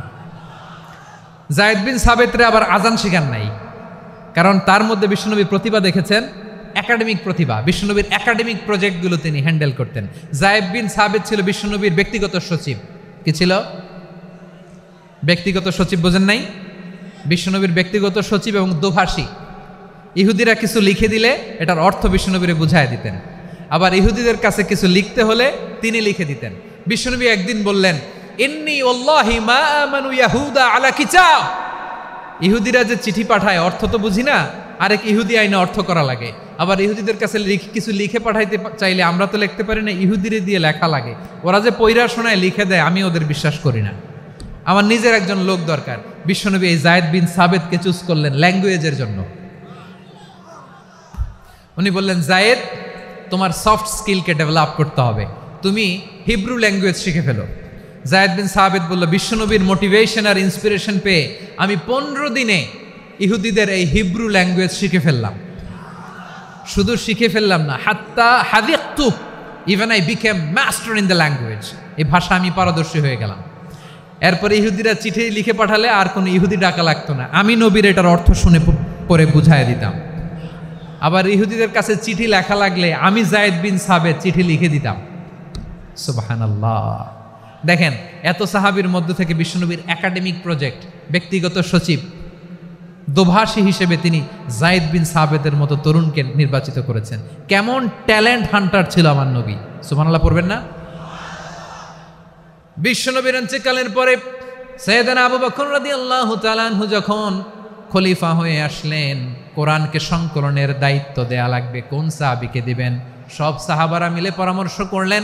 সাইয়েদনা আবু বকর, উমর সবাই মিলে এই বিশাল কোরআন সংকলনের গুরু দায়িত্ব বিশ্বনবীর ব্যক্তিগত সচিব বিশ্বনবীর দুভাষী, বিশ্বনবীর সিলেক্ট করাই লোক যায়েদ ইবনে সাবিত রাদিয়াল্লাহু তাআলা আনহুকে দিয়েছে। কোরআনের কপি তো আজকে এখানে রাখে নাই। এই যে আজকের যে কোরআন পড়েন, এটা আগে এরকম ছিল না। কোরআন নাজিল হলে সাহাবারা চামড়ার, ওটের চামড়ায় লিখে ফেলতো, ওটের চ্যাপ্টা হাড্ডির মধ্যে লিখে ফেলতো, গাছের গুড়ির মধ্যে লিখে ফেলতো, বিভিন্ন জনের কাছে ছড়ানো ছিটানো ছিল। আবু বকর রাদিয়াল্লাহু তাআলা আনহু একসাথে করলেন, পরবর্তীতে উসমান রাদিয়াল্লাহু তাআলা আনহু একসাথে করলেন 114 সূরার। এখন এই মুসহাফ, এই কম্পাইলেশন, এই কপি আমরা পেয়েছি, যার হিউজ কন্ট্রিবিউশন ছিল। এই পুরো কোরআন কম্পাইলেশনের প্রজেক্ট ম্যানেজার ছিল যায়েদ বিন সাবিত রাদিয়াল্লাহু তাআলা। কোরআন কম্পাইলেশনের প্রজেক্ট ম্যানেজার। দেখেন, উনারে মাথায় হাত দিয়ে আজান শিখায় নাই, সুবহানাল্লাহ কইবেন না? তাহলে প্রথম সাহাবী আবু মাহজুরাকে মুয়াজ্জিন বানাইলেন, যায়েদ বিন সাবিতকে ব্যক্তিগত সচিব আর দোভাষী বানালেন, মুসআব ইবনে উমাইর রাদিয়াল্লাহু তাআলা আনহুকে ইসলামের প্রথম অ্যাম্বাসেডর বানালেন। তাহলে তৃতীয় নাম্বার একজন সাহাবীর নাম বলছি, মুসআব ইবনে উমাইর। মুসআব কি নাম? নামটা কেমন লাগে? এই কয়েকজনের ভাল লাগে, বাকিদের ভাল লাগে না? ভাল লাগে? এই আর কয়েকটা মিনিট দেওয়া যাবে না আমাকে আল্লাহর রাস্তে? হ্যাঁ, ঠিক আছে। আমি তোমাদেরকে ভালোবাসা দেখাবো, দোয়া করব, যদি চুপ থাকো, একেবারে চুপ, কষ্ট সহ্য করো, বাকিরে যা সওয়াব পাবে তোমরা ডবল পাবা, যেহেতু কষ্ট বেশি, কিন্তু চুপ। 3 নম্বর সাহাবীর নাম মুসআব। এই ধাক্কাধাক্কি কেন রে ভাই? না না না, এরকম হইলে আসবো না যশোর, আমি আর আসবো না। হয় পিছনে চলে যাও, নাহলে চুপ, ধাক্কাধাক্কি নাই। 3 নম্বর সাহাবীর নাম মুসআব। কি নাম? He was the first ambassador in Islam. ইসলামের প্রথম ডিপ্লোমাট, প্রথম কূটনৈতিক, ইসলামের প্রথম কূটনৈতিক, ইসলামের প্রথম ডিপ্লোমাট, প্রথম অ্যাম্বাসেডর মুসআব ইবনে উমাইর। মক্কার তরুণ যুবক, উনি পারফিউম লাগাইলে মানুষ দেখলেই বুঝতো এটা মুসআব লাগাইছে। এমন ড্যাশিং ফেসের ছিল, এমন স্মার্ট ড্যাশিং ফেস, এমন পার্সোনালিটির মানুষ ছিল মুসআব রাদিয়াল্লাহু তাআলা আনহু। কারণ যিনি ইসলামের স্পোকম্যান হবেন, মুখপাত্র হবেন, তার স্মার্ট হওয়ার দরকার আছে না নাই? আকাবার প্রথম শপথ যখন হলো, তাদের সাথে বিষ্ণু ঈসা ইসলাম মদিনাতে একজন মুখপাত্র পাঠালেন, ডিপ্লোমাটকে পাঠালেন, অ্যাম্বাসেডর অফ ইসলাম। তিনি হচ্ছেন মুসআব ইবনে উমাইর। পড়েন সুবহানাল্লাহ। বিশ্বনবী দেখলেন সে অনেক স্মার্ট, তার ডেডিকেশন আছে, সিনসিয়ারিটি আছে, এবং মদিনায় যে আউস খাজরাজ গোত্রের নেতাদের সাথে ডিল করতে হবে, ইহুদিদের সাথে ডিল করতে হবে, ওখানে একজন পাক্কা জানু খেলোয়াড়ের দরকার আছে না নাই? মুসআব ইবনে উমাইর রাদিয়াল্লাহু তাআলা আনহু, ওনাকে বিষ্ণু ঈসা ইসলাম চুজ করলেন। এবং বিষ্ণু ঈসা ইসলামের এই চুজিংটা, এই সিলেকশনটা এত সুন্দর ছিল, তিনি মদিনাতে যে বিশ্বনবী আসার আগেই মদিনার জমিনকে তিনি উর্বর করে ফেলছেন। প্রতিটা ঘরে ঘরে কালিমার দাওয়াত তিনি পৌঁছায় দিয়েছেন। জুমার বিধান নাজিল হয়েছে, কিন্তু মক্কায় পরিবেশ নাই জুমা পালনের। বিষ্ণু ঈসা ইসলাম একজনকে দিয়ে খবর পাঠালেন, যাও মদিনায় মুসাবকে যে বলো, মুসাব তো আমার শিক্ষক, আমার স্পোকম্যান, মদিনাতে যেন তারা জুমা কায়েম করে। বিশ্বনবীর আগেই মুসআব মদিনার মুসলিমদেরকে নিয়ে মদিনায় প্রথম জুমা কায়েম করে ফেলছে। কোন সুবহানাল্লাহ। ডিপ্লোমাটদের কেমন হইতে হয়, অ্যাম্বাসেডারের কেমন হইতে হয়, মুসআব রাদিয়াল্লাহু তাআলা আনহুর কাছ থেকে শিখে নাও। মুসআব নামটা কেমন লাগে? যশোর যাদের সন্তান হবে, ছেলে সন্তান, আমার রাস্তায় পাইলে সবাই জিজ্ঞেস করে, হুজুর একটা নাম দেন, আমার ছেলে হবে। যশোরবাসীর জন্য আমি একটা নাম দিয়ে দিলাম, নাম রাখতে হবে মুসআব। কি নাম? নামটা যাদের ভাল লাগে, ছেলে সন্তান অনাগত আসবে, মনে চাইলে নাম রেখে দিবেন মুসআব রাদিয়াল্লাহু তাআলা আনহুর নামে মুসআব। তাহলে মুসআব রাদিয়াল্লাহু তাআলা আনহুকে বিশ্বনবী ল্যাঙ্গুয়েজ শিখান নাই, সফট স্কিল শিখান নাই। যায়েদ রাদিয়াল্লাহু তিনি হিব্রু ল্যাঙ্গুয়েজ শিখেছেন, সুরিয়ানি শিখেছেন, কিন্তু মুসআবকে তিনি বানিয়েছেন the spokesman of Islam, the first diplomat, the ambassador of Islam. সুবহানাল্লাহ পড়বেন না?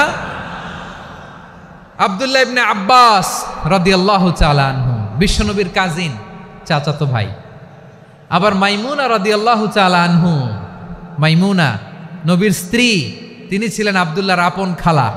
তো নবীর বউ যদি ওনার খালা হয়, নবী তার কি বুঝে নাই, নবী তার কি খালু, তাহলে সম্পর্ক অনেক গভীর, কাজিন আবার খালু, ছোট্ট মানুষ, তাই রাতে মাঝে মাঝে ঘরে থাকতো। বিশ্বনবী দেখলেন আব্দুল্লাহ যেহেতু আমার ঘরে ঢুকতে পারে, আব্দুল্লাহরে এই উম্মতের বড় শিক্ষাবিদ বানাইতে হবে। কথা বোঝে নাই? আব্দুল্লাহকে কি বানাইতে হবে? শিক্ষাবিদ, এডুকেটর অফ দিস উম্মাহ, এই উম্মার শিক্ষাবিদ বানাইতে হবে। তাই আব্দুল্লাহ ইবনে আব্বাসকে বিশ্বনবী হাতে কলমে শিক্ষা দিয়েছেন। আহারে, আর এরপরে যে কি ভাষা আসবে তোমাদের জন্য আমার মুখ থেকে আমি নিজেও জানি না। 1 ঘন্টা যাবত ধাক্কা ধাক্কি মারামারি, তো আসতে বলছে কে তোমাকে? পেছনে চলে যাও, জায়গা না পেলে। পুরো প্রোগ্রামটাই নষ্ট করে দিল।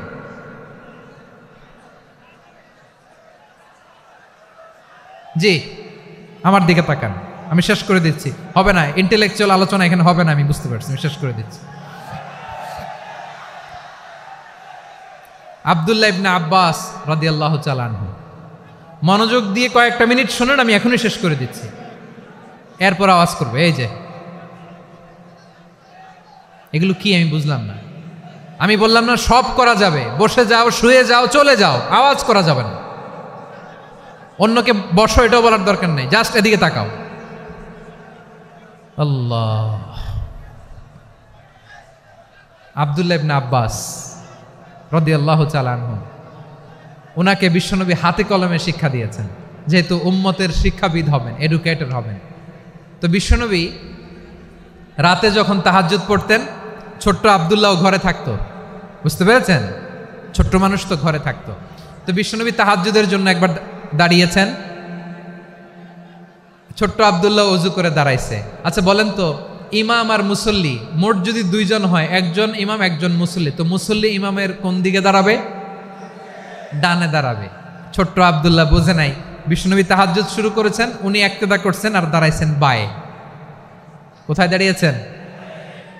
আব্দুল্লাহ বলেন, যখন আমি বায়ে দাঁড়ালাম, আখাযা রাসূলুল্লাহ সাল্লাল্লাহু আলাইহি ওয়াসাল্লাম উযুনি আল ইউমনা ইয়াফতিলুহা, বিশ্বনবী নামাজরত অবস্থায় আমার কান ধরে টেনে আমার ডান দিকে এনে দাঁড় করায় দিলেন। পড়েন সুবহানাল্লাহ। দেখেন, হাতে কলমে শিক্ষা। আর জীবনে ভুলাবে? কথা কয় না, আর ভুলাবে? আর ভুল হবে না। এভাবে বিশ্বনবীর অনেক সঙ্গ পেয়েছেন, সফর করেছেন, একই বাহনে বসেছেন, এক বাহনে বসে লম্বা নাসিহত করেছেন, বলেছেন, ইয়া গোলাম ইহফাজিল্লাহ ইয়াহফাজকা, ইহফাজিল্লাহ তাজিদহু তুজাহাক, ইযা সাআলতা ফাসআলিল্লাহ ওয়া ইযা ইসতাআনতা ফাসতাইন বিল্লাহ। আল্লাহর বিধান মানো, আল্লাহর বিধান রক্ষা করো, আল্লাহ তোমায় রক্ষা করবে। আব্দুল্লাহ, চাইতে হলে আল্লাহর কাছে চাও, সাহায্য চাইতে হলে আল্লাহর কাছে সাহায্য চাও। মনে রেখো, গোটা বিশ্বের সবাই যদি তোমার সাহায্য করতে চায়, ততটুকুই করতে পারবে যতটুকু আল্লাহ তোমার নসিবে রেখেছে। গোটা বিশ্ব যদি তোমার বিরুদ্ধে ষড়যন্ত্রে দাঁড়িয়ে যায়, ক্ষতি ততটুকু করতে পারবে যতটুকু তোমার জন্য বরাদ্দ আছে, এর বাইরে কিছু করতে পারবে না। আওয়াজ করে বলেন ঠিক কিনা? এভাবে হাতে কলমে শিখিয়েছেন, বিশ্বনবীর সঙ্গ পেয়েছেন। ওনাকে বিষ্ণু ইসলাম শিক্ষাবিদ, এডুকেটর অফ দিস উম্মাহ হিসেবে সিলেক্ট করেছেন, হাতে কলমে শিখিয়েছেন। বিশ্বনবী একবার প্রকৃতির ডাকে সাড়া দিয়ে এসেছেন। এখন কি করতে হবে? নামাজের জন্য অজু করতে হবে। বিশ্বনবী এসেই দেখেন অজুর বদনায় পানি ভরা, খুশি হয়ে গেলেন, বললেন, কে রেখেছে পানি? একজন বলল, আব্দুল্লাহ রেখেছে। বিশ্বনবী অত্যন্ত খুশি হলেন, খুশি হয়ে একটা দোয়া করলেন, বললেন, আল্লাহুম্মা ফাক্কিহু ফিদ্দীন ওয়া আল্লিমহু তা'ওয়ীল। আল্লাহ, তুমি আব্দুল্লাহকে দ্বীনের বুঝ দিও আর কোরআনের তাফসির শিক্ষা দিও। বিশ্বনবীর এই দোয়া এমন লাগছে, উনি রাইসুল মুফাসসিরিন, এই পৃথিবীতে যত মুফাসসির ছিল, যত মুফাসসির আসবে, সকল মুফাসসিরের সম্রাট হিসেবে স্বীকৃত হয়েছেন আব্দুল্লাহ ইবনে আব্বাস। বিশ্বনবী ওনারা আজান শিখান নাই, বিশ্বনবী ওনারা ল্যাঙ্গুয়েজ শিখান নাই, বিশ্বনবী ওনারা অ্যাম্বাসাডার বানান নাই, হাতে কলমে শিক্ষা দিয়েছেন। ছোট্ট মানুষ, বিশ্বনবী ইন্তেকাল করলেন, আবু বকরের সময় গেল, ওমরে ফারুকের খেলাফত, তখনও তিনি তরুণ। ওমরে ফারুক রাদিয়াল্লাহু তাআলা আনহু ওনার ক্যাবিনেট মিনিস্ট্রির বৈঠকে এই আব্দুল্লাহ ইবনে আব্বাসকে পাশ দিয়ে বসায় রাখতেন। বয়স্ক সাহাবারা এটা পছন্দ করতো না, তারা বলতো, ঘটনা কি? আব্দুল্লাহর মতো ছেলে নাতি আমাদের আছে, এরা কেন রাখে ওমরে ফারুক? ওমরে ফারুক এটা টের পেলেন, তিনি বুঝতে পারলেন যে ক্যাবিনেট মেম্বাররা এটা পছন্দ করে না, ছোট্ট আব্দুল্লাহরা কেন রাখি, কেন যে রাখি, এটা একদিন বুঝাবো।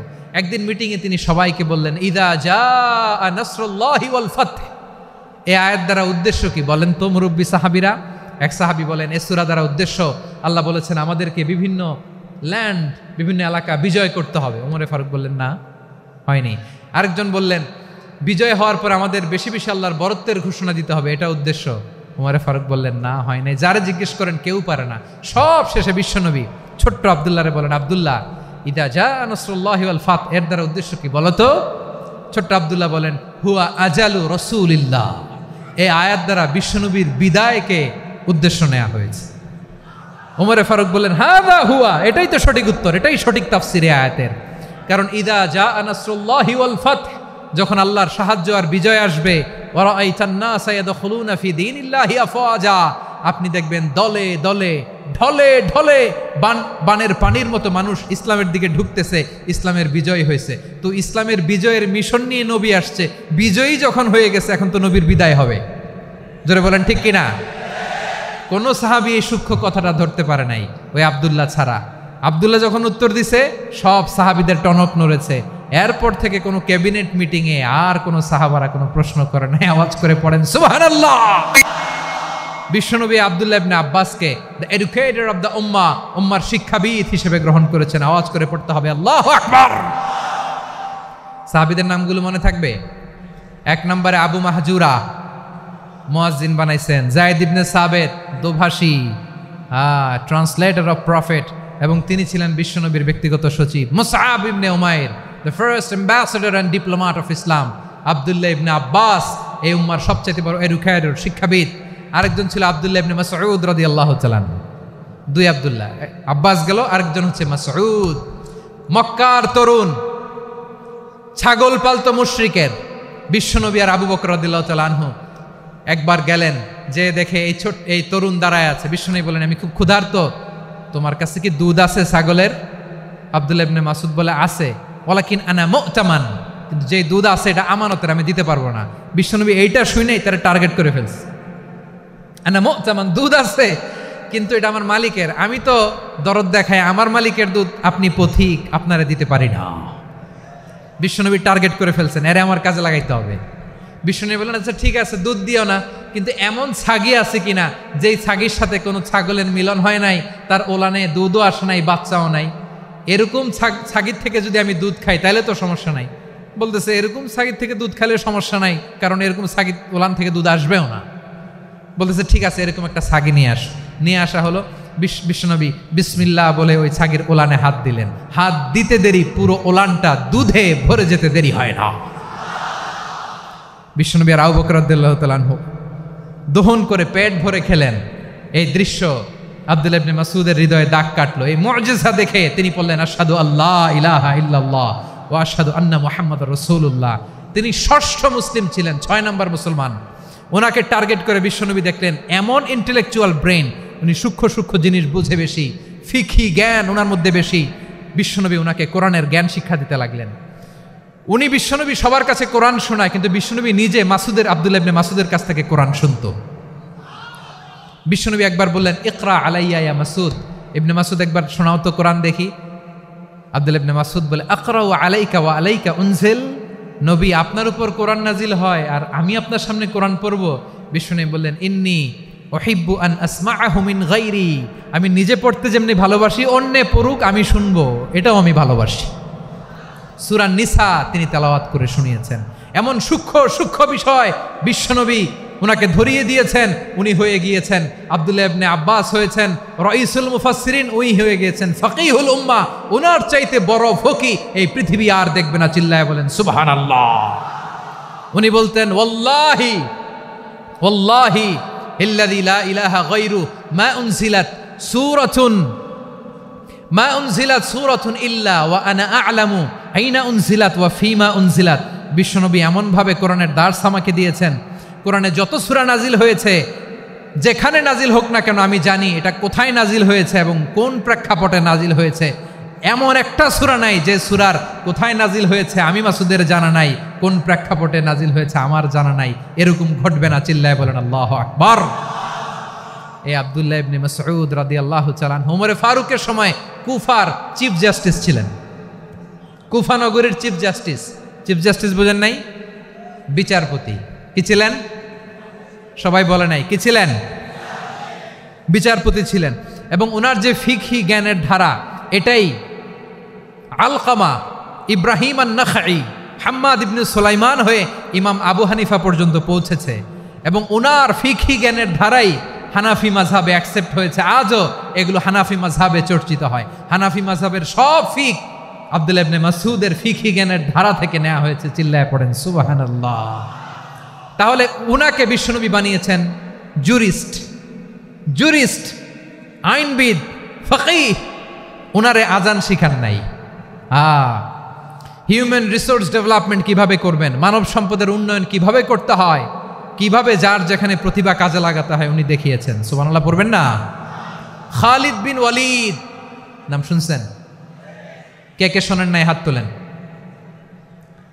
কি ছিলেন? বীর যোদ্ধা ছিলেন খালিদ বিন ওয়ালিদ। কিন্তু তিনি ইসলাম ধর্ম গ্রহণ করেছেন অনেক দেরিতে, 8ম হিজরিতে। তার মানে 8ম হিজরির আগে উনি মুশরিকদের পক্ষে লড়াই করেছেন।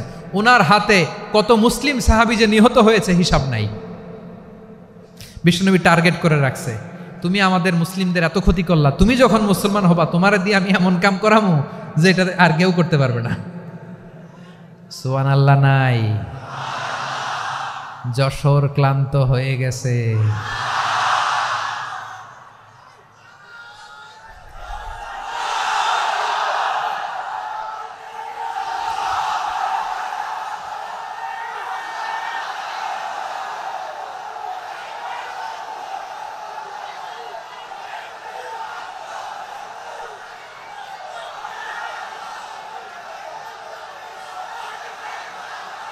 মাশাআল্লাহ,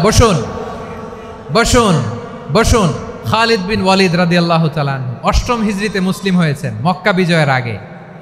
তো মক্কা বিজয়ের আগে যখন মুসলিম হয়েছেন, এর আগে কি করছেন? কাফিরদের সাথে যুদ্ধ করেছেন। উনি উহুদের যুদ্ধে মুসলমানদের যে পরাজয় ভাব, কঠিন পরিস্থিতির মুখোমুখি উনার কারণে পেছন থেকে এমন আতর্কিত আক্রমণ করেছেন, মুসলমানদেরকে কচুকাটা করেছেন। 8ম হিজরিতে আল্লাহ তাআলা হেদায়েতের নূর দিয়ে ওনার হৃদয়টাকে উজালা করে দিলেন। লা ইলাহা, এটা এমন বাণী যার হৃদয়ে একবার টাচ খাবে, এইটা থেকে সে আর পালিয়ে বেড়াতে পারে। ঝিনুকের ভেতর লুকিয়ে থাকে যেমন মতি, ঝিনুকের ভেতর লুকিয়ে থাকে যেমন মতি, কলমা শাহাদাতে আছে আল্লাহর জ্যোতি, কলমা শাহাদাতে আছে আল্লাহর জ্যোতি। ঠিক কিনা বলেন?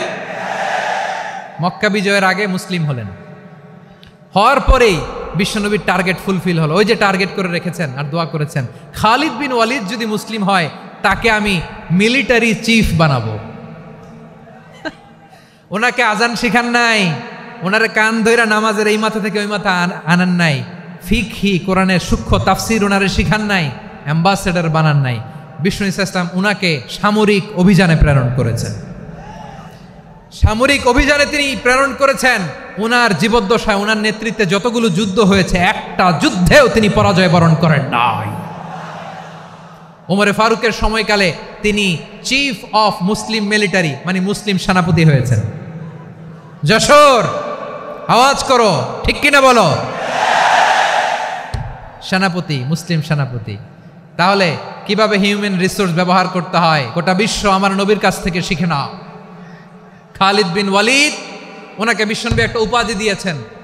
উপাধিটা হচ্ছে সাইফুল্লাহিল মাসলুল, আল্লাহর নাঙ্গা তরবারি, আল্লাহর খোলা তরবারি, the open sword of Allah.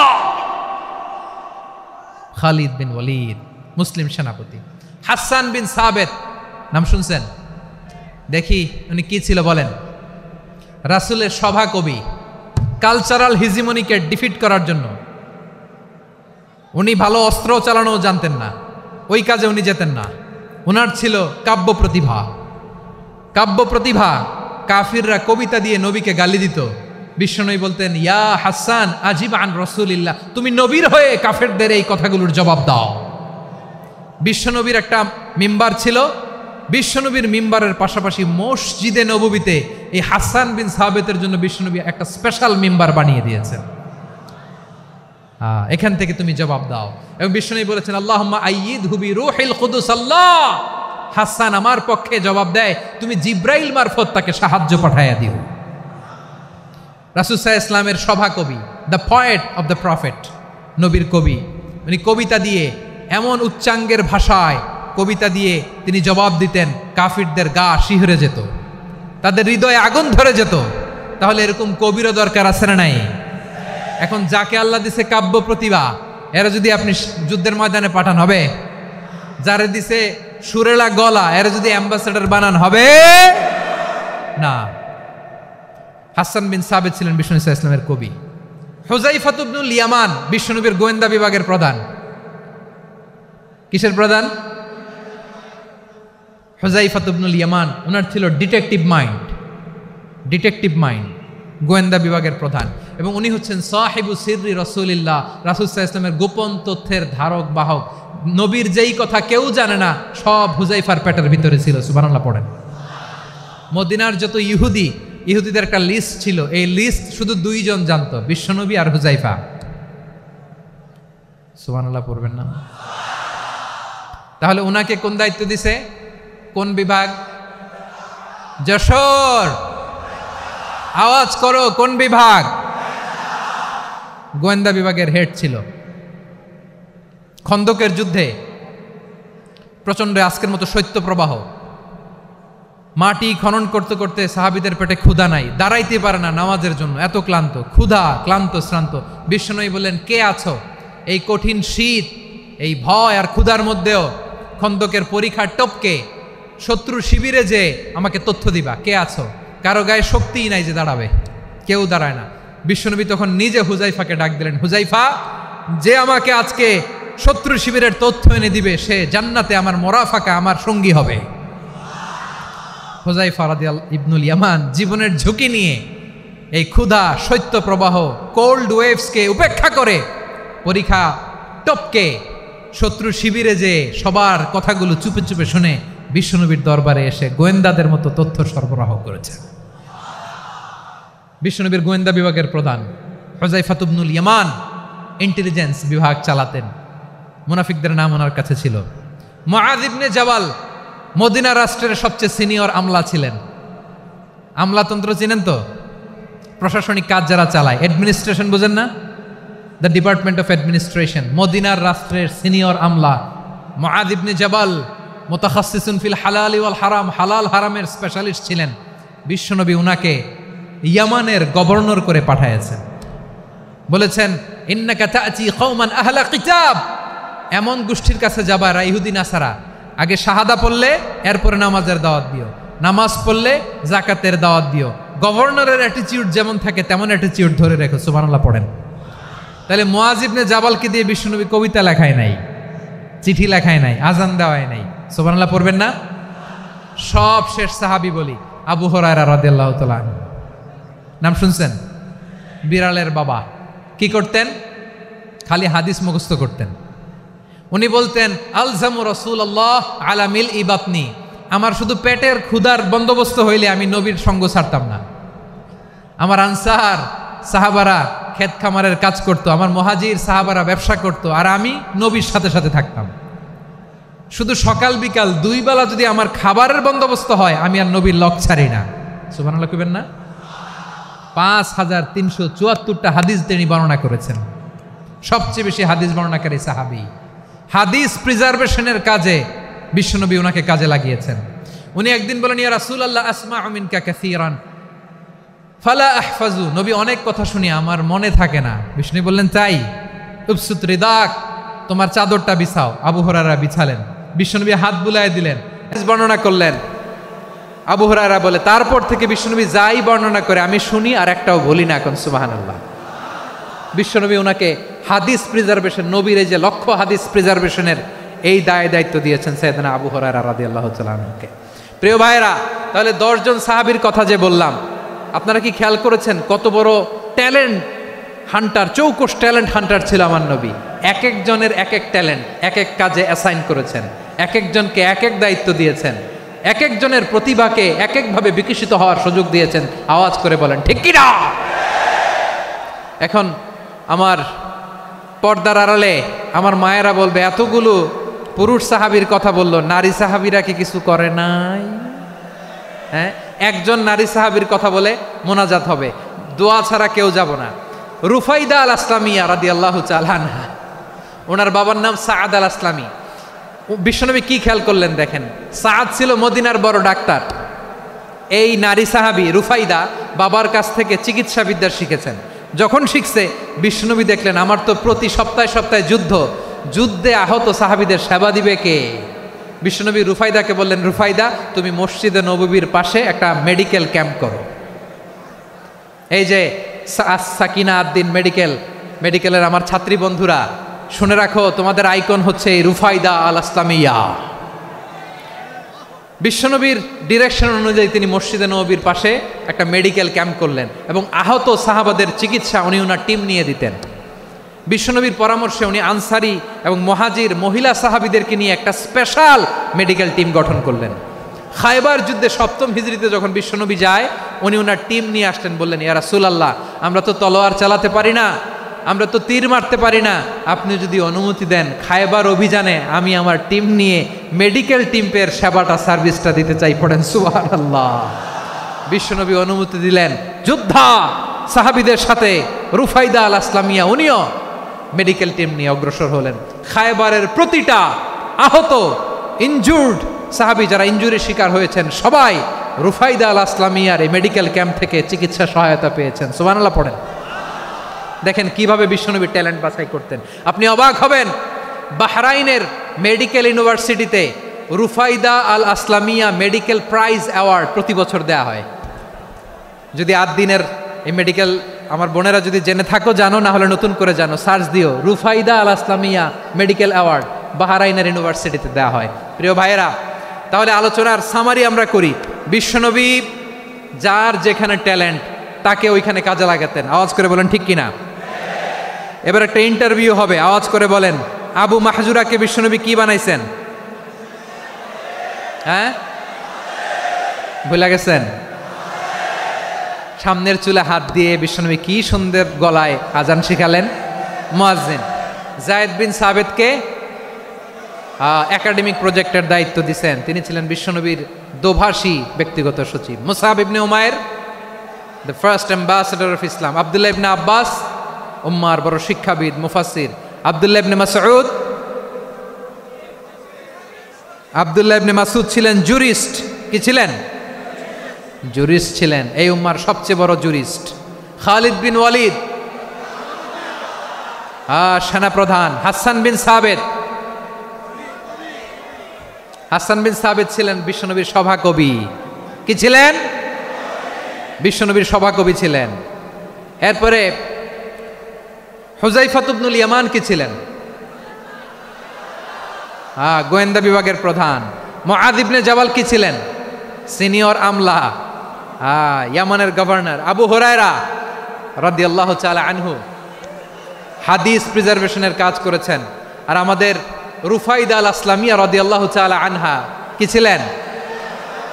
Nurse ছিলেন। নার্স হয়ে মেডিকেল সেবা দিয়েছেন। প্রিয় ভাইয়েরা, পুরো আলোচনার যদি সামারি করি, তাহলে বিশ্বনবী যেভাবে হিউম্যান রিসোর্সকে ম্যানেজ করেছেন, যার যেখানে প্রতিভা কাজে লাগিয়েছেন, আমরাও যদি করি, আমাদের বাংলাদেশের চিত্র আমরা পাল্টে যেতে পারবো। আমরা শুরুতে শুনেছি মানুষের আছে অসীম সম্ভাবনা, প্রতিটা মানুষ অনন্য, যত্ন নিলে, যথাযথ পরিচর্যা করলে মানুষ বিশ্ব জয় করতে পারে। ঠিক কিনা? আমাদের হাফেজে কোরআনের সামনে দাঁড়াতে পারে এমন কোনো হাফেজে কোরআন আল্লাহর জমিনে জন্ম হয় নাই। গোটা বিশ্ব কাঁপিয়ে তারা সেরা। আমাদের ক্রিকেটাররা সেরা, আমাদের তৈরি পোশাক শিল্প সেরা। এরকম অনেক অনেক সেরা জিনিস আছে, আমরা এগুলোরে নার্চারিং করতে পারি নাই, পরিচর্যা করতে পারি নাই, সঠিক তারবিয়াতের অভাব। তাহলে মানুষের অসীম সম্ভাবনাকে কাজে লাগাতে হবে। ঠিক কিনা বলেন?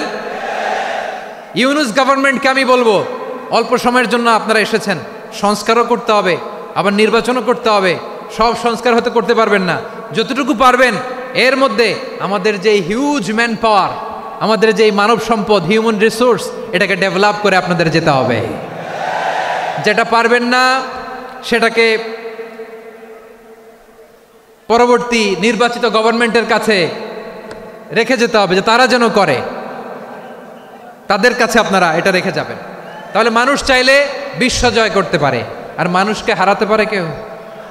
জোরে বলো যশোর, মানুষকে হারাতে পারে কেউ? আল্লাহ আমাদেরকে জনসংখ্যা দিয়েছেন প্রিয় ভাইয়েরা। এই জনসংখ্যা অনেক বড় সম্পদ, এটা আমাদের জন্য অভিশাপ নয়, আশীর্বাদ। আমাদের জনসংখ্যাকে যদি আমরা জনশক্তিতে রূপান্তর করতে পারি, আজকে বাংলাদেশ যে অবস্থানে দাঁড়িয়ে আছে, বাংলাদেশ তার 20 গুণ উন্নতির শিখরে চলে যাবে। চিল্লায় বলো ঠিক কিনা?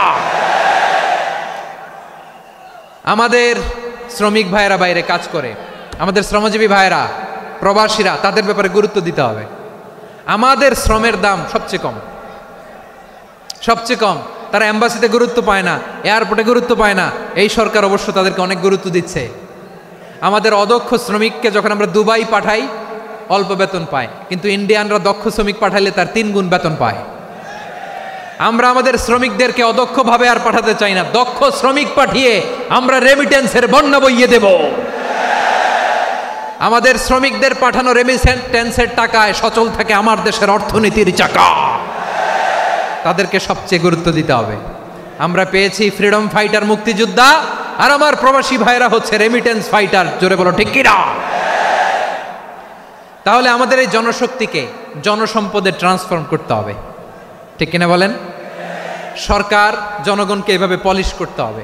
মা বাবারা ছেলে মেয়েদের মধ্যে কার কোন যোগ্যতা তাকে ওইভাবে কাজে লাগাতে হবে। সবার A+ পাওয়ার কোনো দরকার নাই। আমাদের দেশে একটা টেন্ডেন্সি আছে, পরীক্ষায় A+ না পাইলে কই তুই কি করলি, পাশের বাড়ির ছেলে A+ পাইছে, যা ওর পা ধোয়া পানি খা। কি খা? তা আমি ভাবছি যে পা ধোয়া, A+ পাওয়া ছেলেদের পা ধোয়া পানির একটা পানির ব্র্যান্ড বানাইতে হবে। এরকম লেখা থাকবে, A+ পাওয়া ছেলেদের পা ধোয়া পানি। খাওয়া নাই, এগুলার খাওয়া নাই। ওরে আল্লাহ A+ পাওয়ার জন্য বানাইছে, আর আপনার ছেলেকে এই A+ গুলারে নিয়ন্ত্রণ করার জন্য আল্লাহ বানাইছে। ওকে দিয়ে আল্লাহ কি করবে আপনি জানেনই না।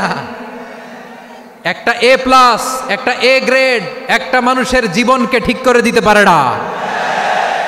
আপনার ছেলেকে আল্লাহ অন্যদিকে যোগ্যতা দিয়েছে। ওদের মনোবল ভাঙবেন না, খবরদার, খবরদার। ছেলে মেয়েদের মনোবল ভাঙবেন না। যাকে দিয়ে যেটা হবে তাকে দিয়ে সেটা করতে হবে, তার প্রতিভাকে সেভাবে কাজে লাগাতে হবে। তাহলে বাংলাদেশ, আমাদের এই জনসংখ্যা জনসম্পদে রূপান্তরিত হবে। আমাদের সরকারের তত্ত্বাবধানে আমাদের 18 কোটি জনগণ দক্ষ জনশক্তিতে রূপান্তরিত হোক। আমরা চাই কি চাই না? আমরা ভালো মানুষ, শ্রেষ্ঠ মানুষ হতে চাই কি চাই না? ওই জাপানিজদের মতো সৎ, ওই ইউরোপিয়ানদের মতো কালচার্ড। আমাদেরকে আল্লাহ তাআলা কোরআন সুন্নাহ অনেক কিছু দিয়েছেন। যেহেতু বর্তমানে আমরা দেখছি তারা সৎ, তাদের মধ্যে ভ্যালিউ আছে, সেগুলো আমাদের মধ্যে আনার দরকার আছে না নাই? আর ইসলাম দিয়ে আমাদের জীবনকে সাজাতে হবে, ইসলাম দিয়ে আমার পরিবারকে সাজাতে হবে। ইসলাম থেকে, কোরআন থেকে প্রেসক্রিপশন না নিলে জীবন সুন্দর হবে না। কোরআন থেকে প্রেসক্রিপশন না নিলে সমাজ সুন্দর হবে না। কোরআনের প্রেসক্রিপশন না মানলে রাষ্ট্র সুন্দর হবে না। কোরআনের প্রেসক্রিপশন অ্যাপ্লাই না করলে শুধু দুর্নীতি দমন কমিশন দিয়ে দুর্নীতি বন্ধ করা যাবে না। এজন্য কোরআনের আইন আমরা চাই কি চাই না? প্রিয় ভাইয়েরা, হিউম্যান রিসোর্স ডেভেলপমেন্ট, মানব সম্পদের উন্নয়ন, আমাদের সরকার যেন এদিকে নজর দেয়। আমরা যেন এই ব্যাপারে যত্নবান হয়ে উঠি। যাকে আল্লাহ যে যোগ্যতা দিয়েছে, এই যোগ্যতা দিয়ে আমরা যেন ইসলামের জন্য, দেশের জন্য কাজ করি। আমরা যেন আমাদের স্কিল ডেভেলপ করি, আমাদের পটেনশিয়ালকে ডেভেলপ করি। মোরালিটি, ভ্যালিউজ নিয়ে শায়েখ আহমদুল্লাহ আলোচনা করেছেন, এগুলো দিয়ে যেন আমরা আমাদেরকে সাজাই। আল্লাহ তাআলা আমাদের দেশকে তুমি নিরাপদ করো, আমরা পড়ি আমিন। আল্লাহ আমার 18 কোটি জনগণকে তুমি জনশক্তিতে রূপান্তরিত করো, আমিন। আল্লাহ আমরা হাতে হাত রেখে, কাঁধে কাঁধ মিলিয়ে, ভাইয়ে ভাইয়ে যেন এই দেশকে গড়তে পারি, আল্লাহ তুমি তৌফিক দান করো, আমরা পড়ি আমিন। আমার প্রিয় মহিউদ্দিন ভাই বলেছেন, হুজুর এমন একটা ঘোষণাপত্র দিয়ে যাবেন আজকের এই ঐতিহাসিক যশোরের প্রোগ্রামে, যেটা গোটা বাংলাদেশে মানুষ এটার উপর আমল করে। আমি যে কথাটা বলেছি এটাই, আসুন আমরা আমাদের জনসংখ্যাকে জনসম্পদে ট্রান্সফর্ম করি। আমাদের জনসংখ্যাকে আমরা যেন জনশক্তিতে রূপান্তরিত করি। জনসংখ্যাকে ট্রান্সফর্ম করে জনশক্তি দিয়ে আমরা যেন আগামীর বাংলাদেশ, স্বাধীন বাংলাদেশ 2.0-কে গড়ে তুলি। আল্লাহ তাআলা আমাদের সবাইকে কথাগুলো বোঝার, আমল করার তৌফিক দান করুন। এই জেনজি, ক্ষমা করে দিও আমাকে, অনেক ধমক দিছি, বকা দিছি। আল্লাহ তোমাদেরকে করুক, কবুল করুক, যশোরবাসীকে কবুল করুক, আর দিনকে কবুল করুক। এই মেডিকেল কলেজকে কবুল করুক। ইসলামের জন্য বাঁধ ভাঙা এই জোয়ার এবং উচ্ছ্বাসকে আল্লাহ তাআলা কবুল করুক।